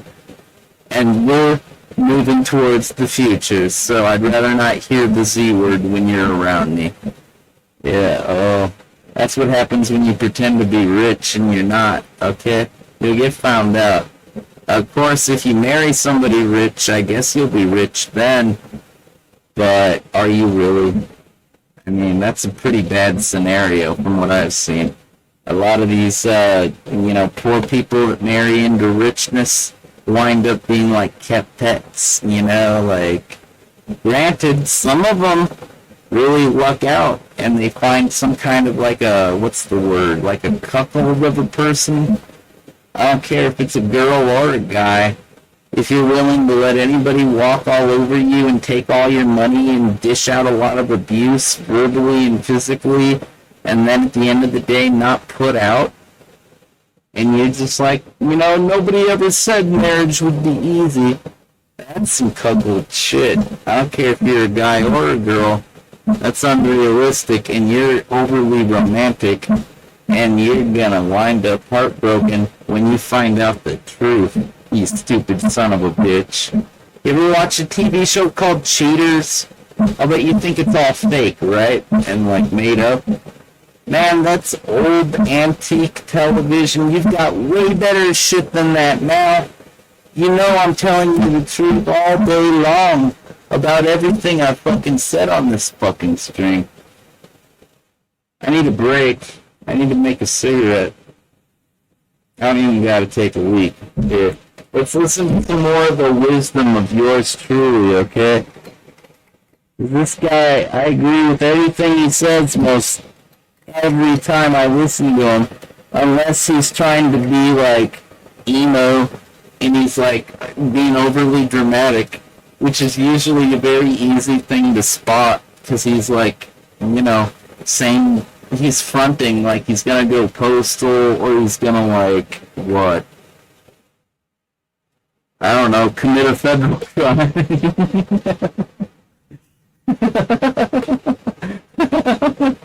That's funny. That's ironic.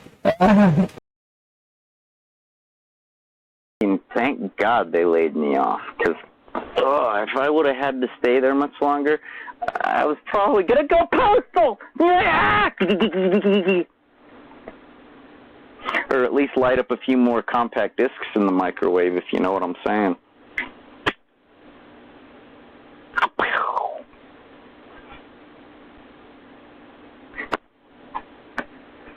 I'm baby.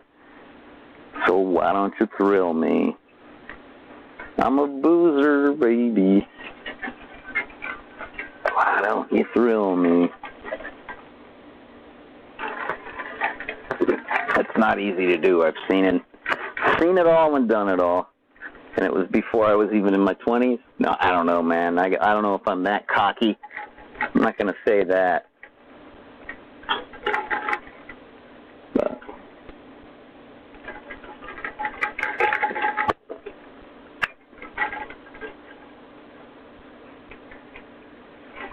I'm glad I wasn't here for the whole thing. I probably would have got embarrassed.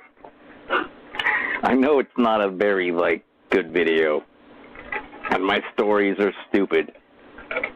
Like, I'm talking about music most of the time, right? Go figure.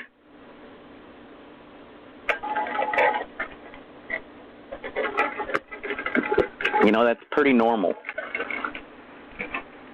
To be a person that, is good at something, and so that's your career, but really your passion is something else. That's pretty normal. A lot of people are like that. And it's considered a balanced life, and it's an admirable quality and something that people look up to and wish they had a lot of the time, because at least if you got a balanced life, you can pay your bills and still pursue your passion. Whereas if you're just pursuing your passion and can't pay the bills, you're not going to be able to pursue your passion very long, are you? And vice versa, if you can't pursue your passion because you're too busy, paying the bills. See, it is a balancing act, and you're lucky to have it, and it is an admirable thing. But hey, guess what? It wasn't good enough for this learning disabled gifted kid. Have a hard time with the schedule. It was so much work. And the funny thing is, I had a tardy sheet that must have been 2.5 pages. And these tardy sheets, they're just like one little line, like where you autograph, and say, yes, I showed up late. You basically confirm your own tardiness, when you show up that late. You're supposed to be there at 8 or 9, somewhere in that vicinity, in that time frame. And when you show up at 1 o'clock, 2 o'clock, 3 o'clock, and everybody's getting ready to leave, and you're just clocking in going, I guess I'll be leaving with the tech crew at 10 p.m. tonight. Sorry. I'd take my fiance to the emergency room. She was having seizures again. We were there all night. I'm sorry. You'll forgive me, right? You're used to it. Yeah, okay, I get it. Ha ha ha. Look, man, I'm sorry my life is chaos, okay? I don't know why. It's kind of always been this way. And, so I didn't get fired. The tardy sheet was basically irrelevant. It was there to make me a nervous wreck. I saw that when I filled up my first page of tardy entries, the first 50 times I was super late to work. When I filled up one of those, I was just face palming, oh my God, I'm not going to keep this job much longer.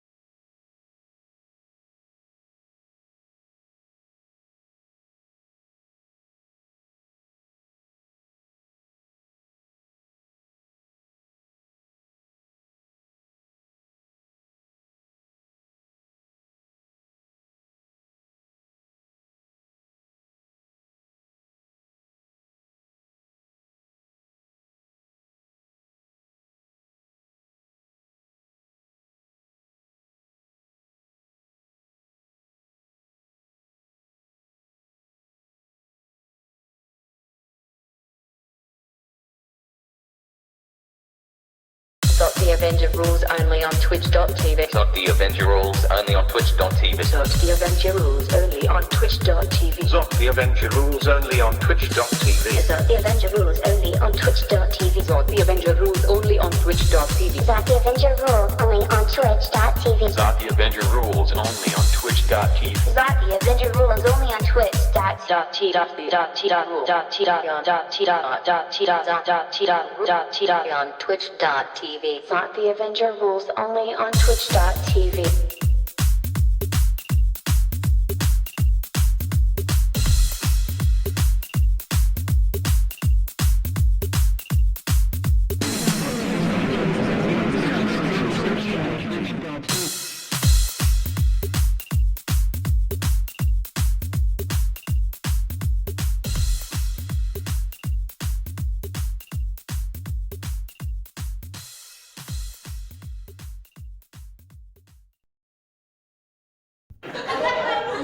Tonight we start what we hope will become a weekend update tradition. Every Thanksgiving from now on, a different SNL performer will compose and sing an original song to commemorate the holiday. We couldn't think of a better person to begin this tradition than our... Got the Avenger rules only on twitch.tv. Got the Avenger rules only on twitch.tv. Got the Avenger rules only on twitch.tv. Got the Avenger rules only on twitch.tv. Got the Avenger rules only on twitch.tv. Got the Avenger rules only on twitch.tv. Got the Avenger rules only on twitch.tv. Got the Avenger rules only on twitch.tv. Got the Avenger rules only on On twitch.tv. On twitch.tv. Got the Avenger rules only on twitch.tv.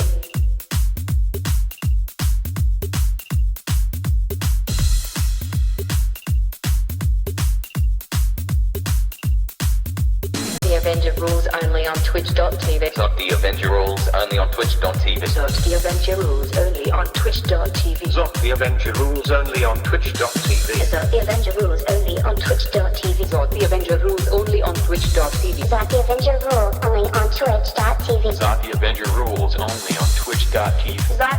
rules only on On twitch.tv. Got the Avenger rules only on twitch.tv.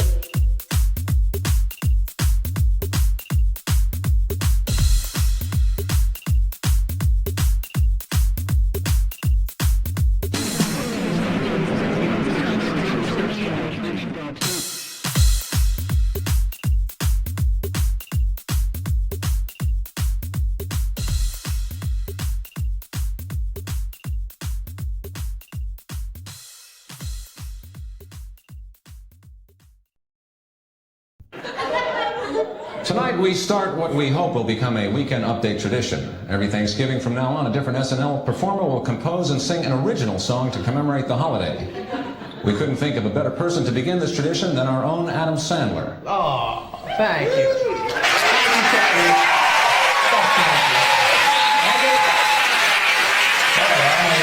Yes, I am, Kevin. I've worked all week on my song, and I hope you'll be entertained and a little moved.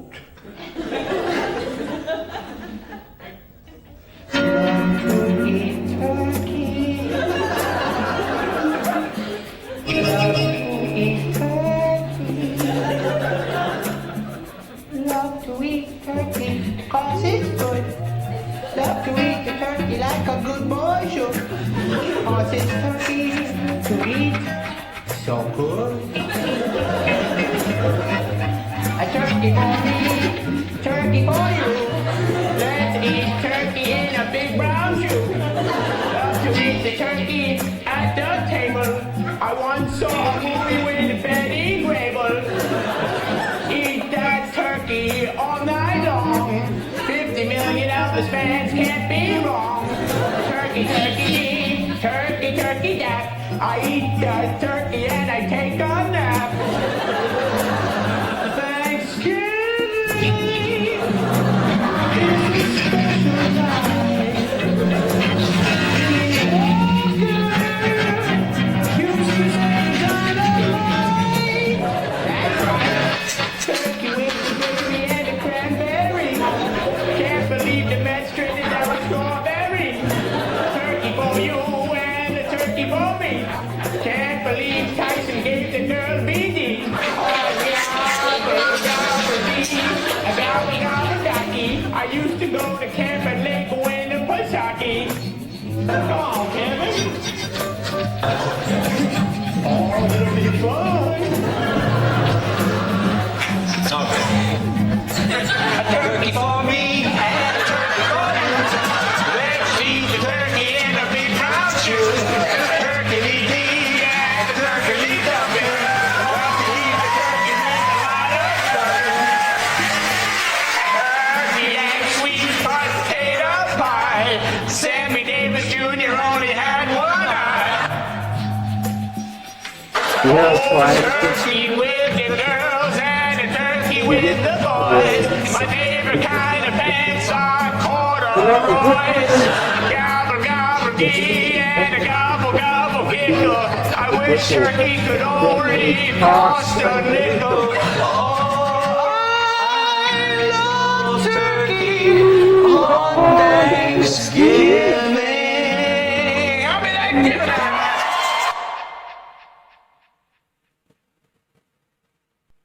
That's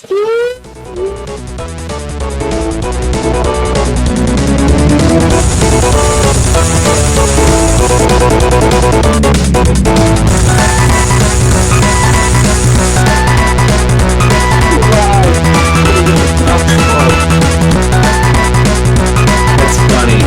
Playing theme song for a pirate software group. Talking about getting cops called on you because you're playing it too loud. Oh, the theme song for the pirate group? You're playing it so loud the pigs are banging down your door. Let me guess, you got a learning disability, right, kid? Oh? Let me guess, you're poor. Right? Yeah. Let me guess, you're confused about one thing or another? Oh, I get it. Your stepdad's beating you. I get it. Well, it happens. It happens a lot. The beatings, the whap. Yeah, it's time. Alright, kid. Well, hang in there. Don't be afraid to call 911 if you think you're dying, alright? Alright. Get radioed in over a more important crime.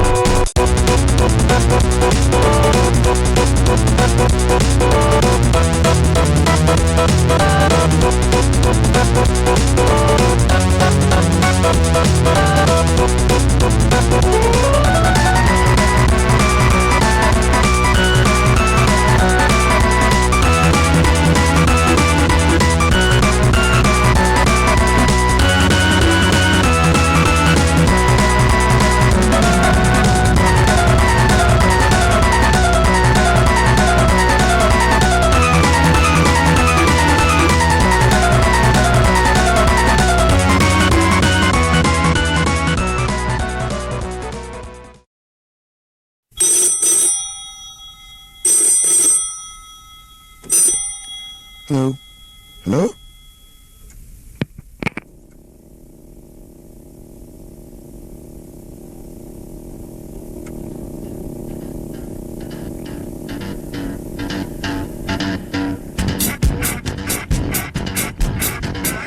I had my time again, I'd like to come back as a man. If I had my time again, a cocker, not a hen.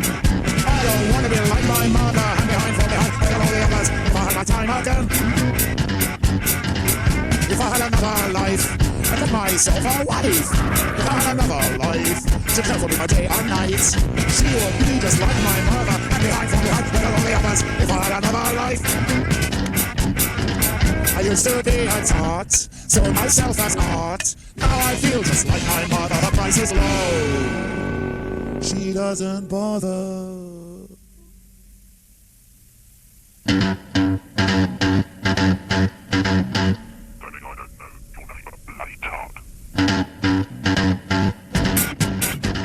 I used to be a tart. Dude, you guys ever listen to that Metallica song that has that Poison Girls sample? You know the one I'm talking about? It's like, it totally sucks, that one. Fuck Metallica. Up yours. Oh, I missed the timing on it. Yeah. It's too late, and I'm too stoned to work the camera. I was gonna try to say up yours at the same time. It didn't work. Next time. I didn't even practice that, so it's time to do that off the cuff, on the fly. Give me some credit for having good taste at the very least, unlike Metallica. You know what I'm saying, man? Those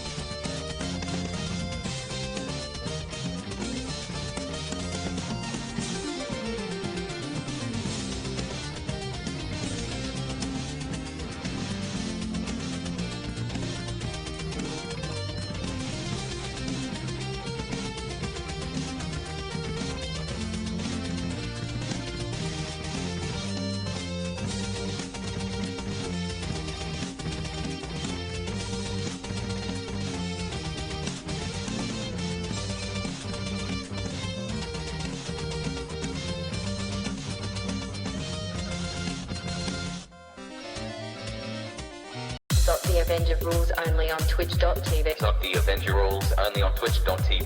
The Avenger rules only on Twitch.tv. The Avenger rules only on Twitch.tv. The Avenger rules only on Twitch.tv. The Avenger rules only on Twitch.tv. The Avenger rules only on Twitch.tv. The Avenger rules only on Twitch.tv. The Avenger rules only on